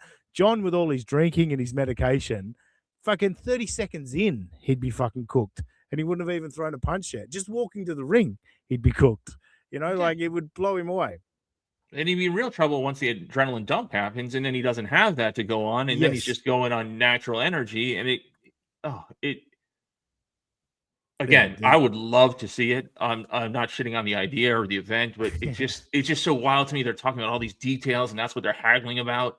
Come on, it's crazy. Just you either want to do it, like you really don't like this guy, you're upset about what he said about your son, daughter, whatever it is, type thing, queefing in his face, and you want to kick his ass, or you don't want anything to do with it, or you want the money, or you know what I'm saying? Like, just that's what's crazy to me. Like the $10,000 offer, like work a fight, like take the deal. Like I'm sure Rocco would be like, yeah, fuck it, I'll work a fight with you, John. Like to get John to Hackamania, I think is probably pretty good for Patrick. Like, would it be worth the 10 grand? Probably not. Like, I don't know if he'd make the 10 grand back, but it would be good for Hackamania for John to be there. And like, yeah, if John and Tukey get together and go, let's do a comedy fight. You know what I mean? Like, I would have thought that's what a comedian and entertainer would want to do. Yeah, it'd be good for John too. And yes, even definitely. And Patrick offered to fly him out there, put up the hotel, and at the very least, you get $2,500 if you lose or whatever. Yep. That's a nice little weekend, man. Fucking oath. Do you want to address this, chat? No, not stroke. I think it's Bell's palsy, but there's other stuff going on. But yes, half my face is fucked up for those who don't know. Yeah. More fucked up than it was before. Anytime anyone asks you if you've had a stroke, you should just reply with "By God, King." Yeah. You know, the only person I've ever heard of having Bell's palsy was JR. So the good old JR. So you're a good old panhandler. I think someone called you that earlier. Did they? It was Cash. Actually, it was Cash in his image, I think. It's a good old panhandler. That was pretty good with the Seinfeld callback. Yes, the Yankee bean. Yeah, that's good. Elaine's boyfriend had a stroke or whatever, the older boyfriend. It's very good. My favorite part of that is like, she's like, can I break up with him? I can't break up with him now. Yeah. Yeah. Jerry's like, well, did you have sex with him? And she's like, damn it. Yeah. Very good. All right, well, let's let Stoddering John just ego in this clip. And no, I mean everyone's seen me with Cabby. They saw me with AJ Benson. They saw me with Ruff. They understand that I'm a pit bull. I love one of his examples of how much of a deadly fighter he is like a little bitch fight that he had with AJ Benson in the hallway of the studio. And he ran. Yeah, it was nothing. It wasn't a fight. We've all been there, John. We've all had those moments. Right. That wasn't anything. Like the fact that I guess he's saying I wanted it, so that means I'm a great fighter. It's like I've seen a lot of shitty fighters want to fight and get KO'd in an instant. You know, like it's. I love his ego. Like that's yeah. As a man too, like you said, like things happen in the moment, and you don't really have time to think about it. But then this is a fight, a couple months in the future where you have to, what I'm saying, like there's no time to react. Your mind plays games with you. It's almost like analogy since the Super Bowl Sunday, the backup quarterback. Sometimes when he's thrown into the game because of an injury, he has an awesome game. But then when he has all week to think about it, prepare, like the mental toughness of it, John clearly doesn't have that. So it's different than a shoving match in a hallway that just spontaneously happened, or a bar fight or whatever that may be. No, agreed. This was the clip that I was going to use for the piss break clip. I titled this one, Kiki leads a horse to his AC story. I mean, nobody knows Rocco Burrow or Patrick Melton. I'm sorry. Nobody knows who the fuck they are. For fuck's sake, the Onion could barely, he was so, oddly skittish when you wanted to talk to him. I think I saw a video of it. What was it, in Vegas or something? He was OJ? No, the Patrick Melton. Was it in Vegas or Atlantic City? No, Atlantic City. Yeah, that's what I said. Apologize now, you fucking asshole. He's like, what? And he wouldn't. Then I went down to the floor, and I said, okay. I'm telling you right now, you apologize when we go outside. Right. And then he's like, I'm sorry. So oh my God, Jesus Christ, say it with your chest, sir. Holy moly. It was the weirdest thing I've ever seen. You're like, apologize to me. He's like, I know, This I big, know. like his like weird hen body. It was very odd. Were you there that year, Panhandler? No, I wasn't. But Patrick, there's been multiple people that support Patrick's story that John was asking Patrick and Rocco or Patrick to apologize, and Patrick was just saying, "No, I'm not going to." I don't think Patrick took him outside and apologized in private. As much as I'd love to shit on Patrick and say that he's lying, I don't think he's lying in this case. So no, John's making this up. No one is scared of John. He's a tiny, tiny dude, and he's old. So no. And Patrick, it's funny. People in the chat are like saying, "Yeah, Patrick was laughing and smoking a cigarette." I do remember the clip is coming up. They're going to play the clip. Patrick did say, I believe his words were, "I'm trying to apologize" or something along those lines. Like he said to John, but like it was, yeah. Anyway, we're not here to fucking stick up for Patrick. Who gives a shit? But it's very funny. Like I just love when something's on video. Oh, here we go. Tiger Lily. Here we go. Milton did apologize on video. He didn't say it the way John wanted. Yes, that's my point. It was the way in which Patrick said it. But yeah, it's when something's on video like that, like we can all go look at it, John. Like changing the story and saying what you think you said to him. It can, and they're going to play the video, which is wild. They're going to get to playing the video, which is going to completely debunk everything they're saying at the moment. Part of me started clipping this because I was going to I was going to mute John and just have Kiki's part of it because she kind of just sits there with her awkward laugh and goes, right. Right. You know, like she's not comfortable on with Stuttering John at all. And it's what amazes me of people that do go on with Stuttering John. It's like, you got to commit or you're going to look awkward. But this is what a piece of shit John is, though. I think she has a right to feel people say sympathy for uncomfortable. Like when she first started coming on, you know, John was asking about her OF page and all her pictures, which has been discussed to death in the Dowlverse. Clearly, she doesn't want to talk about it. It's uncomfortable for her. And he's just asking all these like, even I was embarrassed and I had nothing to do with it. Like he does make women uncomfortable, just the shit he says. And I say out of pocket shit all the time. So this is coming from me saying, dude, you have to stop with this shit. Like you think you're this Casanova and they all want to fuck you. No one wants to fuck you, John. And this is a guy with half a face saying it. No one wants to sleep with you. You know what I'm saying? Like, get over yourself. I recently heard like the Kate Meany tapes again the other day. Like it just came up in my YouTube. I'm like, I haven't listened to this in a while. And I was going for a drive. I'm like, oh, if that happened to me, bro, you'd never see me again. Ever. Yeah. You know what I'm saying? Like he has no self-awareness, or he just doesn't care. And he still goes on with this act that he's this alpha dude. It's insanity. This world is full of some weird dudes, man. It's crazy. If Kim Nicholson ever does a DM dump, I'm fucked. And I'll never you'll never see me again. Yeah.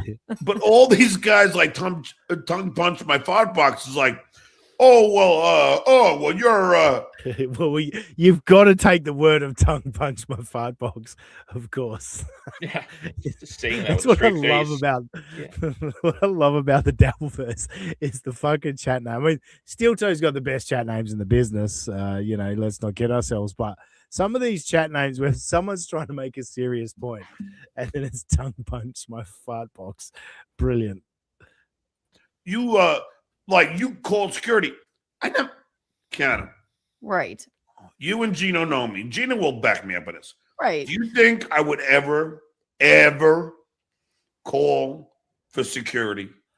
So John's doing his classic loophole defense is that he didn't call security. Security saw a ruckus, came over, and then John went over to security and said, he got behind him. Right, he got behind him. Right. All right, yes, John, you didn't ask them to come over, but when you saw them, you took full advantage of the security there. But no, you're a tough guy, John. You are. If John's watching, which he might be if Keanu watches this, you're a tough guy, John. I don't want to fuck with you. You're the toughest out there. Panhandler, though, he's got some shit to say. He said you couldn't even break the other half of his face. It is like, and again, this is now I'm going to be a huge hypocrite. Like after I just said, there's no way anybody could do this. Like I kind of want it. Like I'd want to do it too. Like to see, like as a guy, even though you're old, and in your mind you think, I remember when type thing, and you think, and I know I can't like reality, but you want to find out. Like there's still some of that, like I don't want to say fire, just curiosity or belief in yourself or cockiness. So again, now I'm being a hypocrite. So I do see, but just do it though. You know what I'm saying? Like don't dance around it. Just do it. I can't believe I just said that. Yeah, Carl.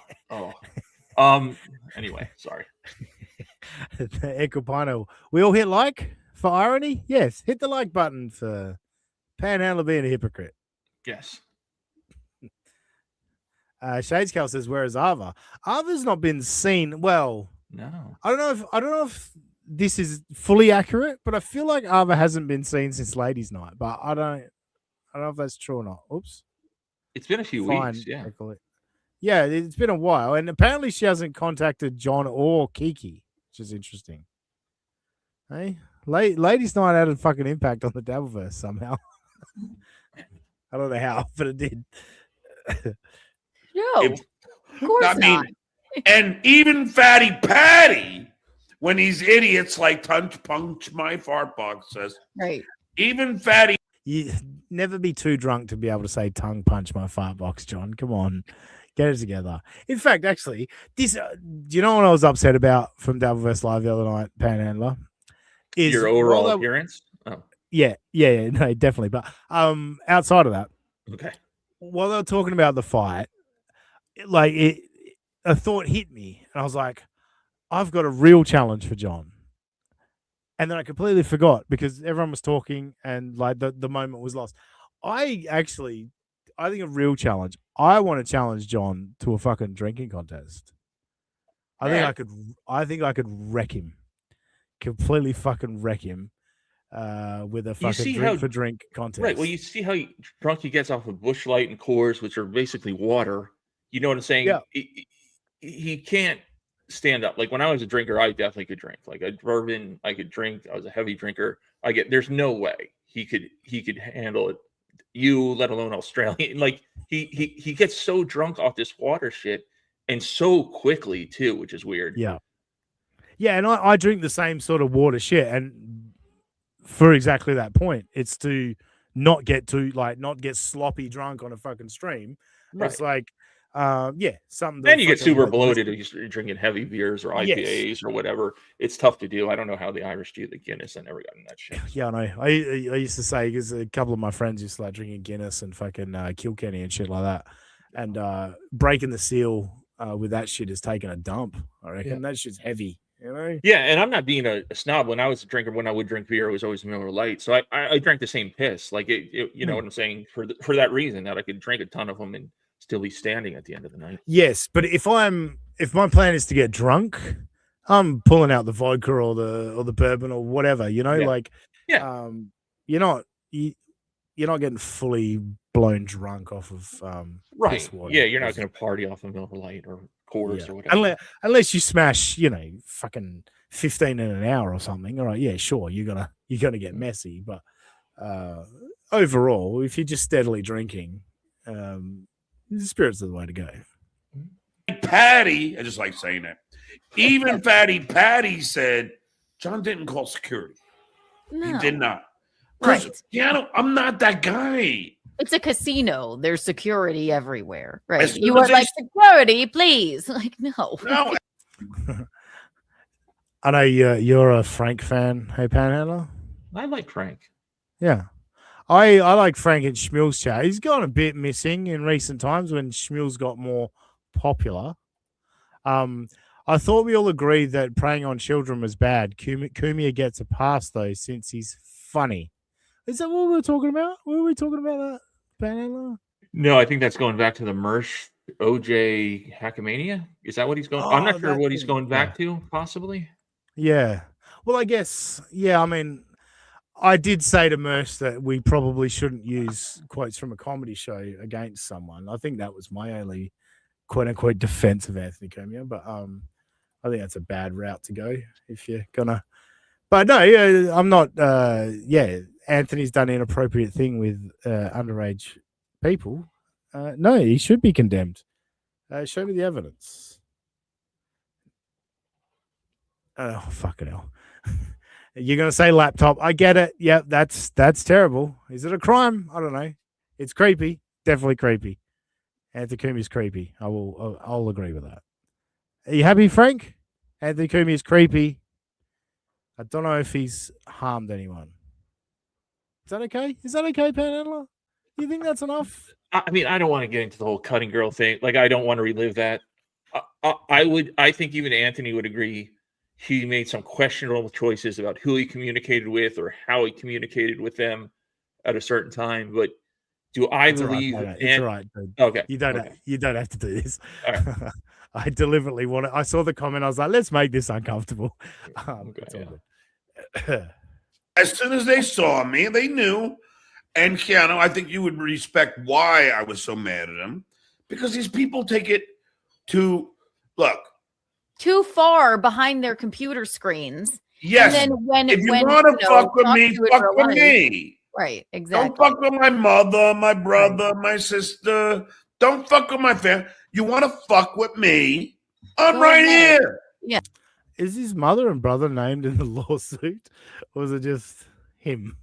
You know, he's just. I can't. He's just. I just don't know how anybody just takes him seriously.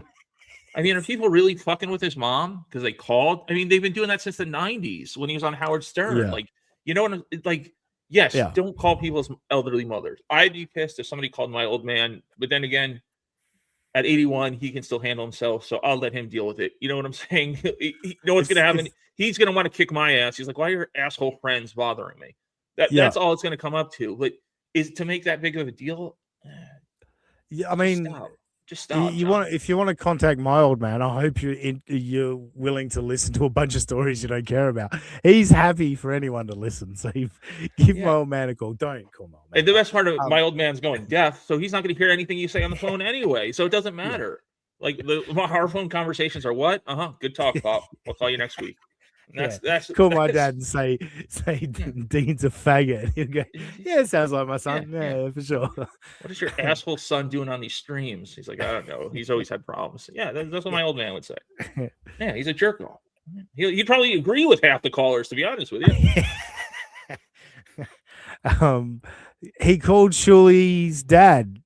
Shuli did not call his mum. Chatters do. Agree, Tiger Lily. 100%. It's fucking all of these guys do it. You know, they tell on themselves. It's what is it? The projection. I haven't said the word projection in a while, and I needed to say it. It's the projection. Like everyone thinks that people are doing what they do, and that's why I don't assume anyone's doing anything nefarious, because I don't do anything nefarious. You know what I mean? So I don't assume someone's up to no good. Like I sent $2 Dan the link today. Hey, $2 Dan sent it to Husey. All right. Dan wanted to fuck with me by making me look at Husey for 2 seconds. I wouldn't assume that Dan would do that, because I wouldn't do that to someone else. I wouldn't make someone deal with Husey. You know what I mean? That is low. That is low. Yeah, it's different strokes for different folks, you know. But this is the stuff John does. And so it's like, yeah, well, they're going to do that to me, and they have done that to me. But, yeah, calling Shuli's dad, who was it? Flat Cat said that phone call was quite sad. It was. Like, and it was his last day for 8 months. Obviously, he's back now. But his last stream, and it was, I'm going to call Shuli's dad and have, like, just a nothing moment where it made Shuli's dad seem funny and interesting, which is wild. But I mean, juxtapose that with him just saying what a tough guy he is, and now I'm going to call your dad to ask why his son, why is your son picking on me? Basically, you know what I'm saying? How tough is that? You just said, "Come at me, come at me, come at me," but you're calling old men asking why their son is picking on you and joking on you. Yeah. Did he bring up his kids to Shuli's dad? I thought there was, again, it's not a direct quote. I thought he said, I don't know about the kids, but I thought he asked Shuli's father, or told on him basically like tattletale that your son's messing with me. But I could be there's so much Yeah, John drama. it's over a hard year to ago even now. need a Venn diagram to keep up with what's going on. Yes, Shaka. Yes, he asked Shirley's Yeah, dad to okay. tell Shirley to leave, which, if you ask my dad to tell me to leave Kiki alone, and my dad tells me, I'll say, "Cool, Dad. I'm going to keep doing my show, all right?" And he'll go, "Okay, keep doing your show." Like, what? Grown adult men here, Right. aren't we grown adults? I mean, Eh, sometimes I question it. I think we're all a bit chronologically, childish, but yeah. but yeah, We're we not are mature. full-grown. We're grown adults, so we're not mature. But yes. Yes, yeah, exactly. Yeah, that's fine. Right. But they got to take it to other levels. Of course. Yeah. And No. now your mother's different because she's on the show with you. And she loves it. Just like she doesn't mind. People are so fucking weird. At this moment, I was like, I started getting giddy. I was like, oh, am I going to get mentioned? I don't get mentioned, Panhandler. I'm Don't sorry, get buddy. mentioned at all. I was rooting for you. Like she understands the deal. Like you set yourself up. Like they can make fun of us all we want. We're like that is incredibly mean to say, but it makes us laugh. That's fine. Well, then it's comedy, right? Like that's what we do in the Dabbleverse. Like, yeah, some of these things are mean, but it's comedy. Yeah, it's supposed So to if it elicit a makes you laugh. laugh, Right, yeah. exactly. If it makes you laugh, it's all good. No harm, no foul, right, Kiki? But just today, somebody was like, oh, I'm going to talk about this on my show. They go through my mom's Facebook. And I mean, imagine just spending your day going back 10 years in Michaeline's Facebook and looking for pictures of me from high school when I was in a play. Kiki, can you imagine if someone like went online, like pretty much every time they streamed, instructed people how to find your Facebook page? Like that'd be wild, wouldn't it, Panhandler? That'd be Right, crazy. right. Yeah. Crazy thought. Like that's some sort of own. It's very odd behavior. Very odd. But Well, here, could you hold down the fort for a second? of course. Oh, let's watch Kiki vamp. And you know I love you. I wasn't mad. Now, what I will say, it's perfect you're here, Panhandler. And this clip made me think, you know what? I want Panhandler on the show today because I get it, right? I can host the show, do all this, but you go on someone else's stream and they suddenly say, "Hey, can you hold the fort for a second?" It's like, oh, wasn't prepared for that. All right. Oh, I guess I'll read the chat. It's a fucked up thing to have to do, right? So I'm not really even shitting on Kiki, but let's shit on Kiki anyway. I know that. I know. I am. There are late people. There are early people. Also, it wasn't my fault. It never is. It is. That was my fault and his. I was a bit late. Who's here? Oh, we got our classic Gino yelling from the other side of the room. Was he yelling or was that John talking? Oh, was it John? Hang on, let's scooch back. I was a bit late. Who's here? You're right, that was John. Stop crying, Kiki. Oh, I'm crying. Oh, you do so sad. Yes. So, thank you. Pink is. I do like pink. I prefer blue. Depends on the tan or not. This is gold, right? So, but I do like pink. That's what I'm going to go to next. My fashion and my t-shirt choices. How I pick Next them out time in the morning. Shmuel leaves you hanging, dude. Yeah. He's Well, like, I wore this I Miller like Lite black. shirt today because I could no longer drink, not because it was semi-clean and close by. Right.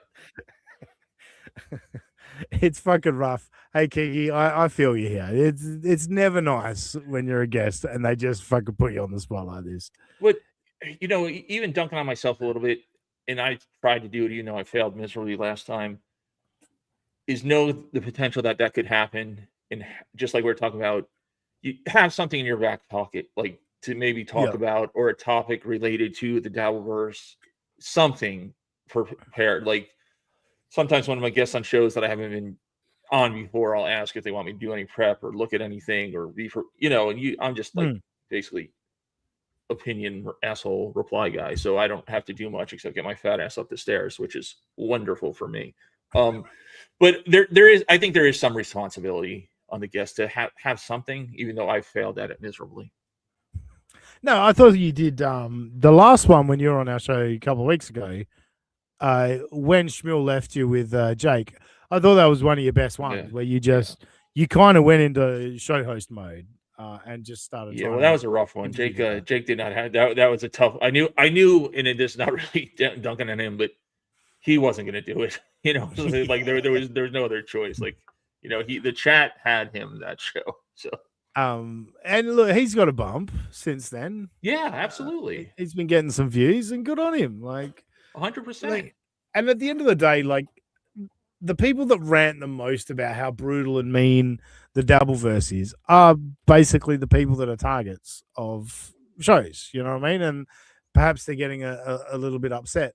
For the most part, I've found people are pretty supportive, and if you can take a ball busting, they're like, yeah, come be a part of it, and just have fun with it. Yeah, exactly. You just have to have a little thick skin, and I agree with you. I think even with my like issue or whatever, people that I don't even get along with like send me DMs and very support, like to the point where it's uncomfortable. Like, don't do that. Yeah. Like if I put my face on screen like this, yes, I know you're gonna make fun of it.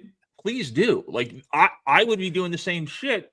Obviously, you've all seen me in the chat and how I type and how I act. So do not hold back. I'm fine with it.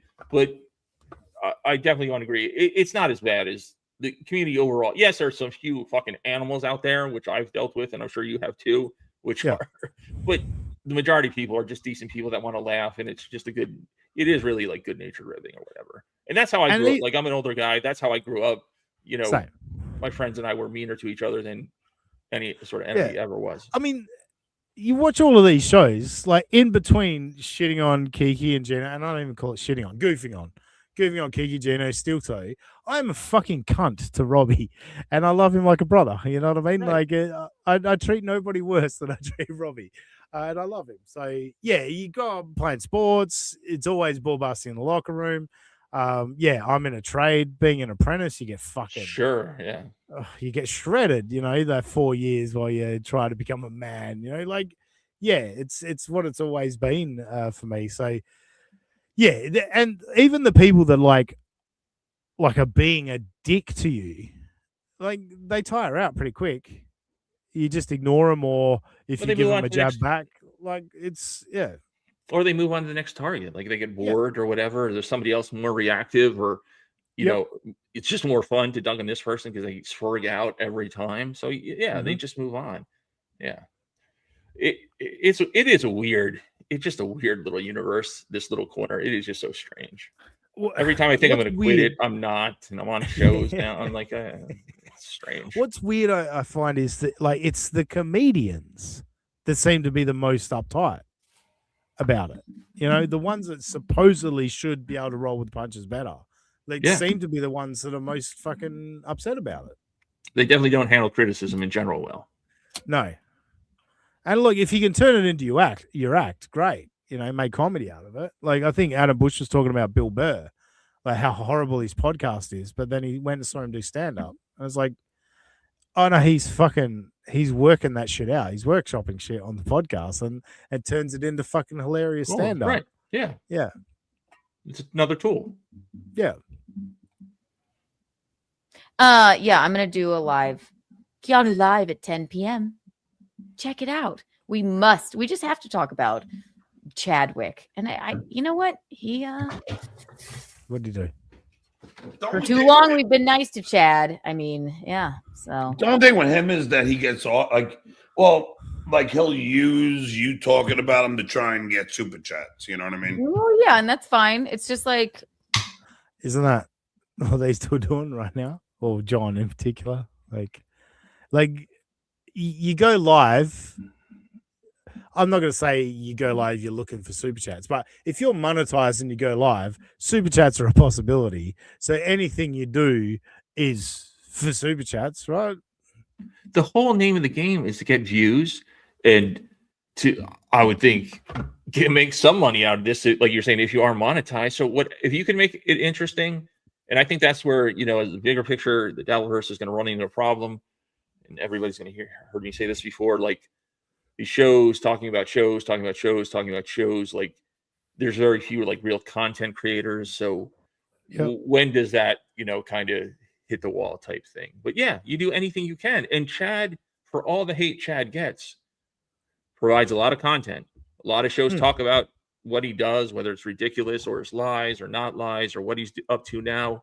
He's a lot like Cardiff, Patrick Melton, MLC, obviously, Canoe and Gino now. Like everybody, Mersh, people talk about Chad a lot. Yeah. And like it's a revolving fucking door, isn't it? Like it's the same with John, it's the same with Steel Toe. Less so with Kiki and Gino and stuff, but it's just 1 week it's Chad's done something fucking crazy, so everyone's talking about that. Next week is John, next week is fucking Gino, whatever it is, a comic, it's just everyone's just going through this. You're right, the bubble will burst. And I'm always conscious of that fact. Like, we're not going anywhere doing what we're doing right now. Like there's a low ceiling to what we're doing here on this show. And I'm always like trying to think of new ideas, keeping an eye out for something that we can do. But you got to at least maintain what you're doing. And for the moment, we're all maintaining and it's working. At some point, we're all going to have to pivot. We can't do this shit forever. It will dry out. Dude, you have no point here. From the clip I watched, I watched his segment on my show that he was watching. I'm like, you don't have a point here. You're proving me right, basically. So we're going to talk about it. We're going to look into, we'll reveal more. How about that? Skål! Skål! Another fucking host listening to his co-host, which is tremendous. I did have the fight clip, which I just clipped and didn't actually listen to, but we're going pretty long. I'm not going to go 3 hours today, but I did want to get to this Gino thing real quick. So I played a clip on WS Live the other night, which was Gino shitting on Cookie. And as much as you and I are both fucking irritated by Schmuel, what happened there? Fucking get me on the left. But as much as you and I are both irritated by Schmuel, Cookie doesn't deserve any of that. No. And the way that Gino was fucking calling her a cunt and all that, it's like, all right, cool, bro. Like, you guys had a disagreement on a podcast and now his wife is a cunt. Like, cool, Gino. But I had one other clip, and it's Gino describing his opinion on what the Dabbleverse is. And I wanted to bring this because of the fact that I edited this. And I want to show everyone how unwatchable Gino is. Right. So first up, I'm going to show you the edited clip of where I basically edited it down to the crux of Gino's point. Kevin shits on people. That's what he does. But you don't get that Kevin, and I'm sure he's happy, Kevin's become a slave. Kevin is a comedian who doesn't want to do it anymore. Kevin can be as miserable as he wants, but he is the one everyone's chasing. He didn't sit down and say, I'm going to start doing this angrily. And he literally did, right, Pan? Like, I'm not a full bottle MLC guy. I've seen the porcelain doc and everything. Like, didn't Gino learn that he got some traction from shitting on Neil, and then it started rolling from there? I mean, the show's called Misery Loves Company, for starters. But like, isn't that kind of the thing? Like, Kevin realized he gets more traction off of fucking dunking on people and like just being a cunt to people than he was previously. Yeah, I mean I think that's his personality. I don't think it's new to MLC or Burning Bridges. Like you hear old comics talk about him. He always goes kind of a miserable cunt, and I say that, and I like Kevin, so I'm not. Yeah, you know what I'm saying. And he just realized I can do it from home. You know what I'm saying, and make money and do it. And I do believe Kevin when he says like something. I don't know what it was, but something in the being a comedian in that industry really turned him off, and he just didn't want to do stand-up, whether he was sick of the crowds or sick of dealing with the bookers or the club owners or whatever it be. He's like, I don't want to do it anymore, which is a shame because I love to stand up too, and I would love for him to write again or do a show, but he's not going to do it. So this is how he makes his money, and he's still very, very funny. And the way that Gino can't separate like, why is he so upset that Kevin's no longer a comedian anymore? Kevin's now like 64, I think, and he doesn't want to be on the road and stay at a Motel 6 or be like that idiot Carmix driving in the middle of nowhere America, going to the shittiest clubs in Louisiana for a couple $100. Right. Yeah. You know, he doesn't want to do that. Or Kevin was even talking about it last night. Florentine doing a show with Chad in Poughkeepsie where it was like -1 degree or -11 degree, and then driving 2 hours home in the middle of the night in freezing weather. Kevin doesn't want to do that shit anymore, and who the fuck can blame him? No, I agree. And like everyone, like to a man in the Dabbleverse that shits on Kevin, you know, whether it be Carl or Melton or fucking Shuley or whoever, to a man, they're all like, Kevin's funny. 100%. You Yeah, know, everybody's pretty and honest about that.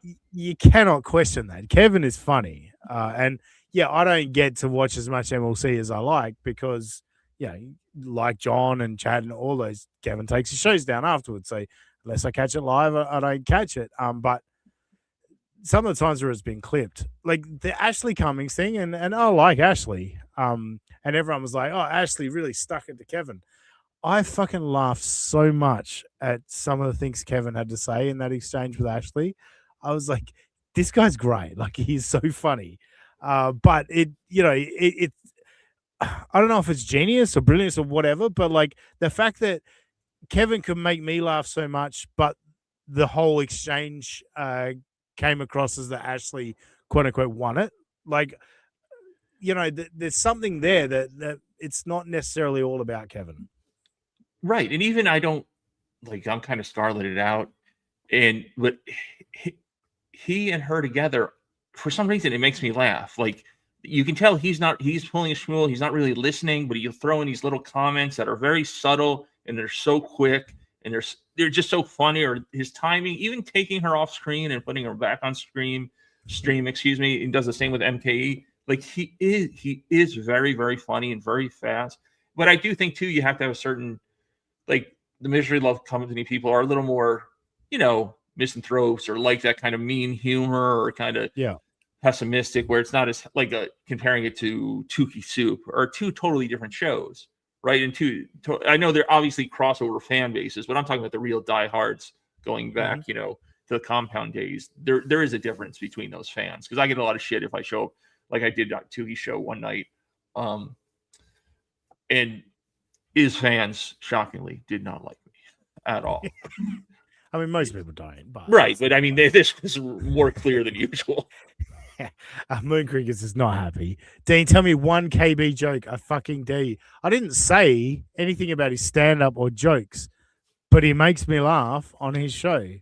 Some of that stuff is good as YouTube. Some of his old stand-up is on YouTube. Yeah. I think it's pretty good. But yeah, so Moon Crickets is not happy. No one knows one KB joke, and everyone says he's funny. I mean, I don't know who you're a fan of, Moon Cricket. Let me know who you're a fan of, and I'll ask you what their jokes are. Like, what are you doing? Butterwife, a little bit more reasonable. I don't find KB funny at all. The only time he's entertaining is when Tukey is on.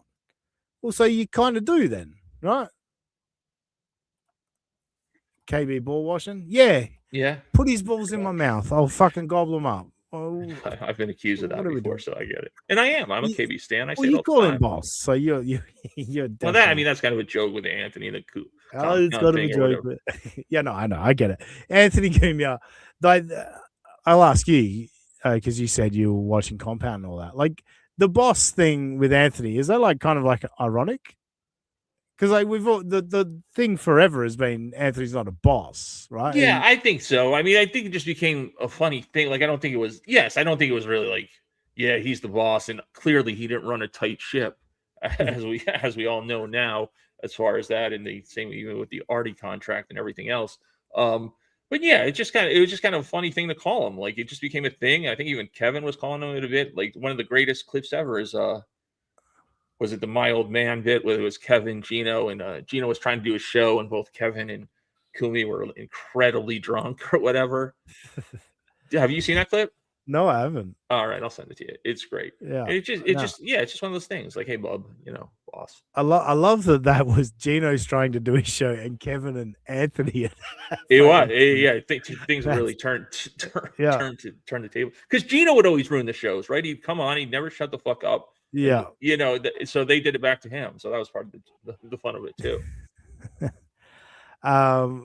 I'm kind of ruining the bit here because I've stopped this clip in the middle. But anyway, you'll all get the point when I play the next clip. Start doing this angrily, and people will start giving me super chats. The bottom line is he went live, people liked him, they started giving him money. Everyone else in the Dabble versus, I have to say shit about people that people don't like to get super chats, and they suck. They suck. As he says to 14 live viewers. Is that the case? I thought people started super chatting because they watched the show and they liked it. But are you guys, is it just because I'm shitting on people you don't like? Is that why you give me money? That's. And Melton and Patrick was covering, people, what was it, pufferfish or whatever. And I don't know the animal lore like a lot of other people, but back in, 2015 or 2014, like this is not a new thing, like covering what you consider a locale or covering a specific person and just going to the show. This is not new. It's not that people saw Kevin do it and now everybody else is doing it. That wasn't even Kevin's show on YouTube for the most part, the first couple of years. And then him and Chad got into it and had their first breakup, and then off to the races they went. Moon Crickets is very mad. Why all caps, Moon Crickets? It's all right. If you're known as a comedian and you say that person is funny, you would assume you think he is funny for being said comedian. It's not like, hey, that plumber who fixes the sink is funny. No, I said he's funny on his show. Didn't I make that clear? I thought MLC, when I've watched bits of MLC, I find him funny. They're not jokes, though. Like, it's just off-the-cuff shit that happens. I couldn't tell you a specific comment that Kevin made off the cuff that I found funny. But thank you. He told me I had a shitty attitude last night, and I thought that was kind of funny. Well, you him saying somebody else has a shitty attitude. Yeah, well, truth in comedy, right? Right. Yeah. But thank you, Moon Crickets, because I'm autistic and gay. There you go. See, I like that. It's a bit of self-deprecation. We're all on the same page here. We're having a good time. Butterwife says funny adjacent. All right. But I also don't get I don't get upset if you don't find Kevin funny. That's okay. It's fine. That's fine, right? It's not. I'm not going to be offended by it. It's a difference. Just like there's certain. Like Rocco's very talented, I think, but is he? I don't find him very funny. Like I do, like when he's on with KB, yeah, that's decent, but I don't think he's hilarious or anything. That yes, with the characters and his impressions are very good. He's entertaining. But do I find that kind of humor, like that prop comedy, funny? No. And I don't think that's necessarily an insult to him, right? He's had me on his show, whatever. We've met a few times. He's a good guy, but you shouldn't be offended by that. That I don't think he's funny. Yeah, to each his own. Double Doofus Kevin is funny every time he and Chad break up and he goes off on him for about it. That is also very funny. Best. And shout out Double Doofus. Go subscribe. Does those great Stuttering John recap videos. And I got to chat to him on Dabbleverse Live. Did I mention I was on Dabbleverse Live on Thursday night? When? Is it still available? Can I still check it out? Yeah, if you go to Blind Mike's channel, okay, you can check it out. I'll do that right after this. Yeah. And like a good way to remind yourself that people hate you is go on a show that's bigger than yours and have people discover you that you're. Oh yeah. That's when you know that people hate you. Yeah. Well, fuck. I had a. When I went on one time, a Pretty Antisocial was the whole Dixon thing. Before that, because that's not my thing or whatever. Yeah, the chat usually, which seems like because I watch the show now a little bit here and there, and chat is very like nice and welcoming and like each other and everything else. They did not like me one bit. One bit, like names I never saw before, and I was like, oh. And I remember after that, and I like Pat. I've been on Pat's show a few times, and I'm a fan of Pat. But that show, like he sort of came on and came at you, and then I thought you handled yourself well for like a guy that just got into streaming versus a 20-year comic and all that. Like I thought that was pretty impressive. Yeah, you could see it in my face. Like he came in really hot. Like I thought it was a little bit joking. I didn't realize that the problem that like he was that like annoyed with me or pissed off or whatever. And you could see at first I was a little taken back. I'm like, is he serious? I was like, okay. He's like, and he said, Yeah, I just don't like you personally, or I don't like your person, or something. Like, it was very, I was like, okay, well, there's nowhere yeah, where we go for me to go with that, other Yeah. than, okay, then we're going to have a little discussion, I guess. Yeah. But yeah, I don't expect to win against a guy that's been a pro comic dealing with hecklers for 25 years. Like, I felt I held my own. Did I win? Probably not. But I don't think I get destroyed like people said. But clearly I'm biased too. And now that I think about it months later, it's two 50-year-old plus men having an argument about who knows what on the internet. Like, how stupid is that? Like, who gives a shit? It's saying that out loud is so dumb. My father would kick my ass if I told him that story. Moon Creek is on fire. Dean fucked up by not telling his life-saving story on PDP. He would have went viral. Well, that's why I only told it on my shitty little show. I was like, thought it was an interesting story. But apparently Mersh disagrees. You a Mersh fan, Moon Crickets? Is that where this all came from? I know Moon Crickets is around in the chat, and I'm saying Moon Crickets a lot. I know people love that. But yeah, you're very focused on that story, which is, I assume, from the Mersh factor. Anyway, that was that. So that's what I gave you the crux of it. Now I'm going to give you the clip completely unedited. What I clipped initially that I then edited down. And this is how fucking unwatchable Gino Visconti is. Oh, at the stage. I can't fucking I can't translate this, but he's saying that that Kevin shits on us. Yeah, Kevin shits on people. That's what he does. But Kevin, if you don't look, if you don't get that Kevin, and I'm sure he's happy, Kevin's become a slave. Like, he's a mouse on a wheel to me, isn't he? Like, he just rides his bike and streams, and I guess that's good. Does he ever go on vacation? Does he ever do anything? Don't get me wrong, Kevin, I say this, we've lived many lifetimes, right? Kevin's lived many fucking lifetimes. Like, I always say how good he was as a comic in New York. He tells the story all the time. Fucking, he's like, well, I just figured if I worked at comedy, I'd get gigs and I'd get girls, and he did. You know what I mean? What has this got to do with any of it? You know what I mean? Like, you see all this nonsense I trimmed out? Like, this is why he's impossible to watch. Who would listen to this? Who would stick by it? I think he does this just because he truly likes Kevin, and I do think there is a part of Kevin that likes Gino and wants to kind of preface, like, I'm about to criticize Kevin. However, he's really good. I just don't like this part type thing. Like, he's kind of covering his ass a little. that's my interpretation.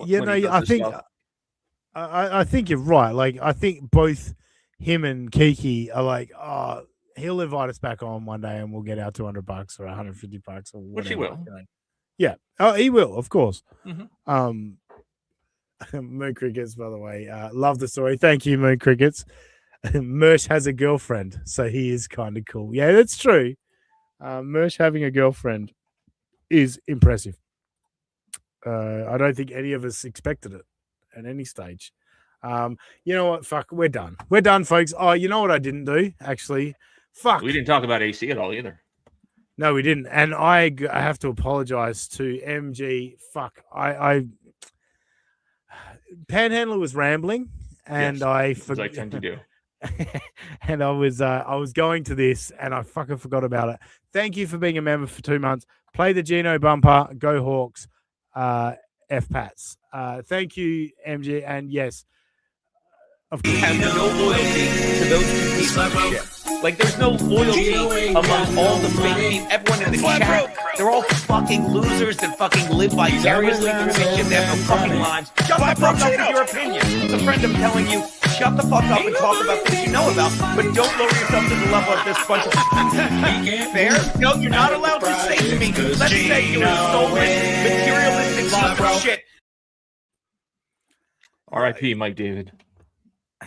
Yes, the great Red Bar.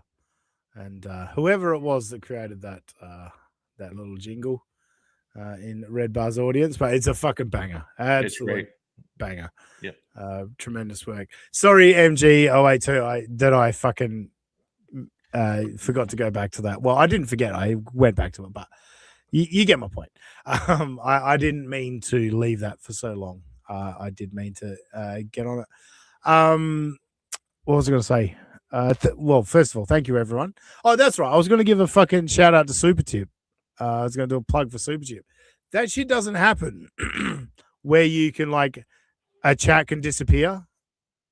You know what I mean? And you forget about it. Right. Like you can just click on the starred one so you only see the super chats.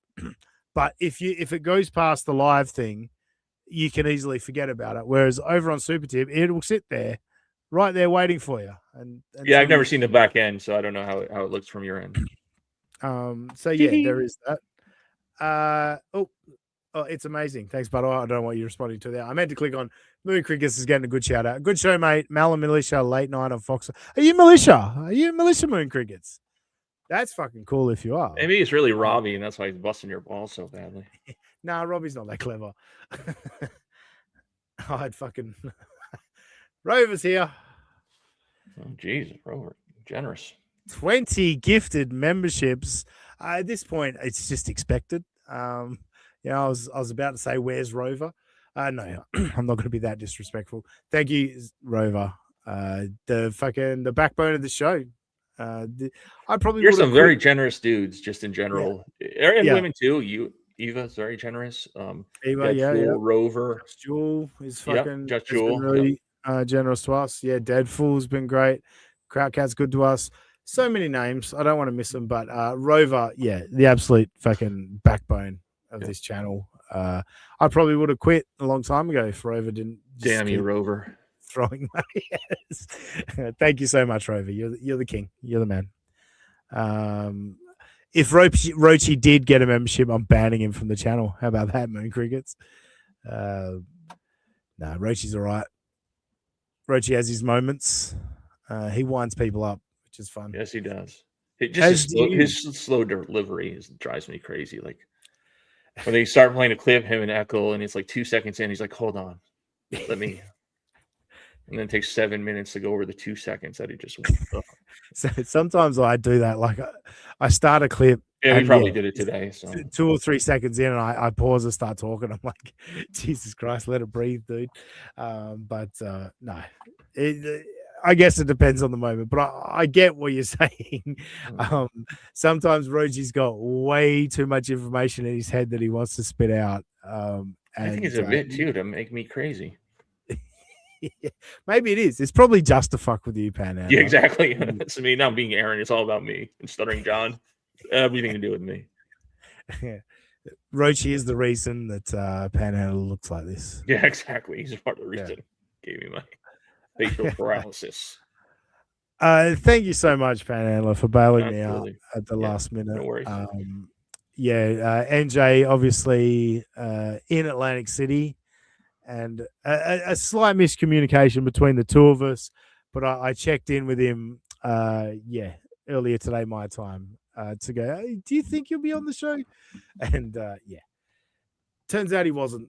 And fair enough too. If you're fucking partying in AC, you don't want to be up early on a Sunday morning. Yeah, I'm sure last night was a long one because Shmuel came on Clown Town like it was like 3 or 4 o'clock Eastern, our time on this coast, Atlantic City. So yeah, I'm sure some of them had a rough night last night. Yeah, they would have had a big one, and I'm sure they will give you all the details on NGR Live whenever they go live again. But yeah, definitely go subscribe to NJ Ranger 201 on YouTube. But Panhandler, for yourself, do you want anyone to find you? Do you want to plug anything? No, I want to get lost completely. No, I have nothing to plug, nothing to. You know what? Since we shit on Shmuel so badly last time I was on your show, check out Shmuel Talk on Tuesdays and Thursdays, just so you can be as annoyed as I am. He is a rising star. He's leveling up, as Chow likes to say. So I got to make up because I do. For all the shitting on him we did, it was good fun or whatever, but he was the first guy to bring me on stream. So, and we did beat him up pretty good for 3 hours. Yeah, it's one of those things like I don't like to peel the curtain back, because it is all in good fun. Like I do hate Shmuel, like viscerally, but go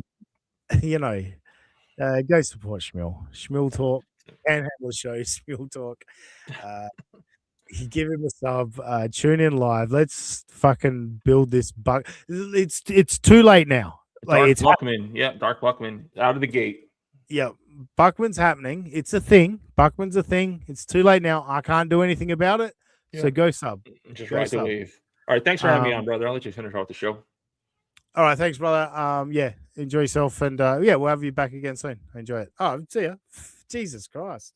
Hey, he's used to Schmiel. I don't end shows by myself. Schmiel does that. Schmiel tells everyone to fuck off so he can just pull up every chat like this, like the Pizzilla. Get him, Quaddy. Yes, indeed. And we got Frank here. Panhandler, will you ever ask Schmiel who he's more loyal to? Sorry, Frank. You're a bit slow with that one. I would have got it in for you. We got Dabble Doofus saying, did they ever do a show from AC last night? NJ Ranger did, yes. Go check it out. They did a 2-hour show, him and Flimsy. A little bit of audio issues, but that's going to happen when you set up in a hotel room. 2 guys with a mic in the same room. It's not easy to set up when you don't have a, full-on studio. What else we got here? They did not, says Chris Bueller. Don't know what that means. Shades Cal, Panny, much love. Be well, for sure. Chris Bueller, Schmiel stinks on ice. Agreed. Also says, hope you're okay, Panhandler. He is not. We got Flat Cat saying Dabble. I don't think anyone did. Oh, that's a response to Dabble Doofus. Oh, okay, yeah. So we got crosstalk in the chat. We're doing crosstalk, are we? Good. Thank you, Rover, says Josie Wales. Dabble Doofus says NJ and Flimsy. Cool. Yep. Chris Mack says LOL. Younger Vive says, oh no, what happened to Panny? Are you talking about his face or him leaving? He left because, I don't know.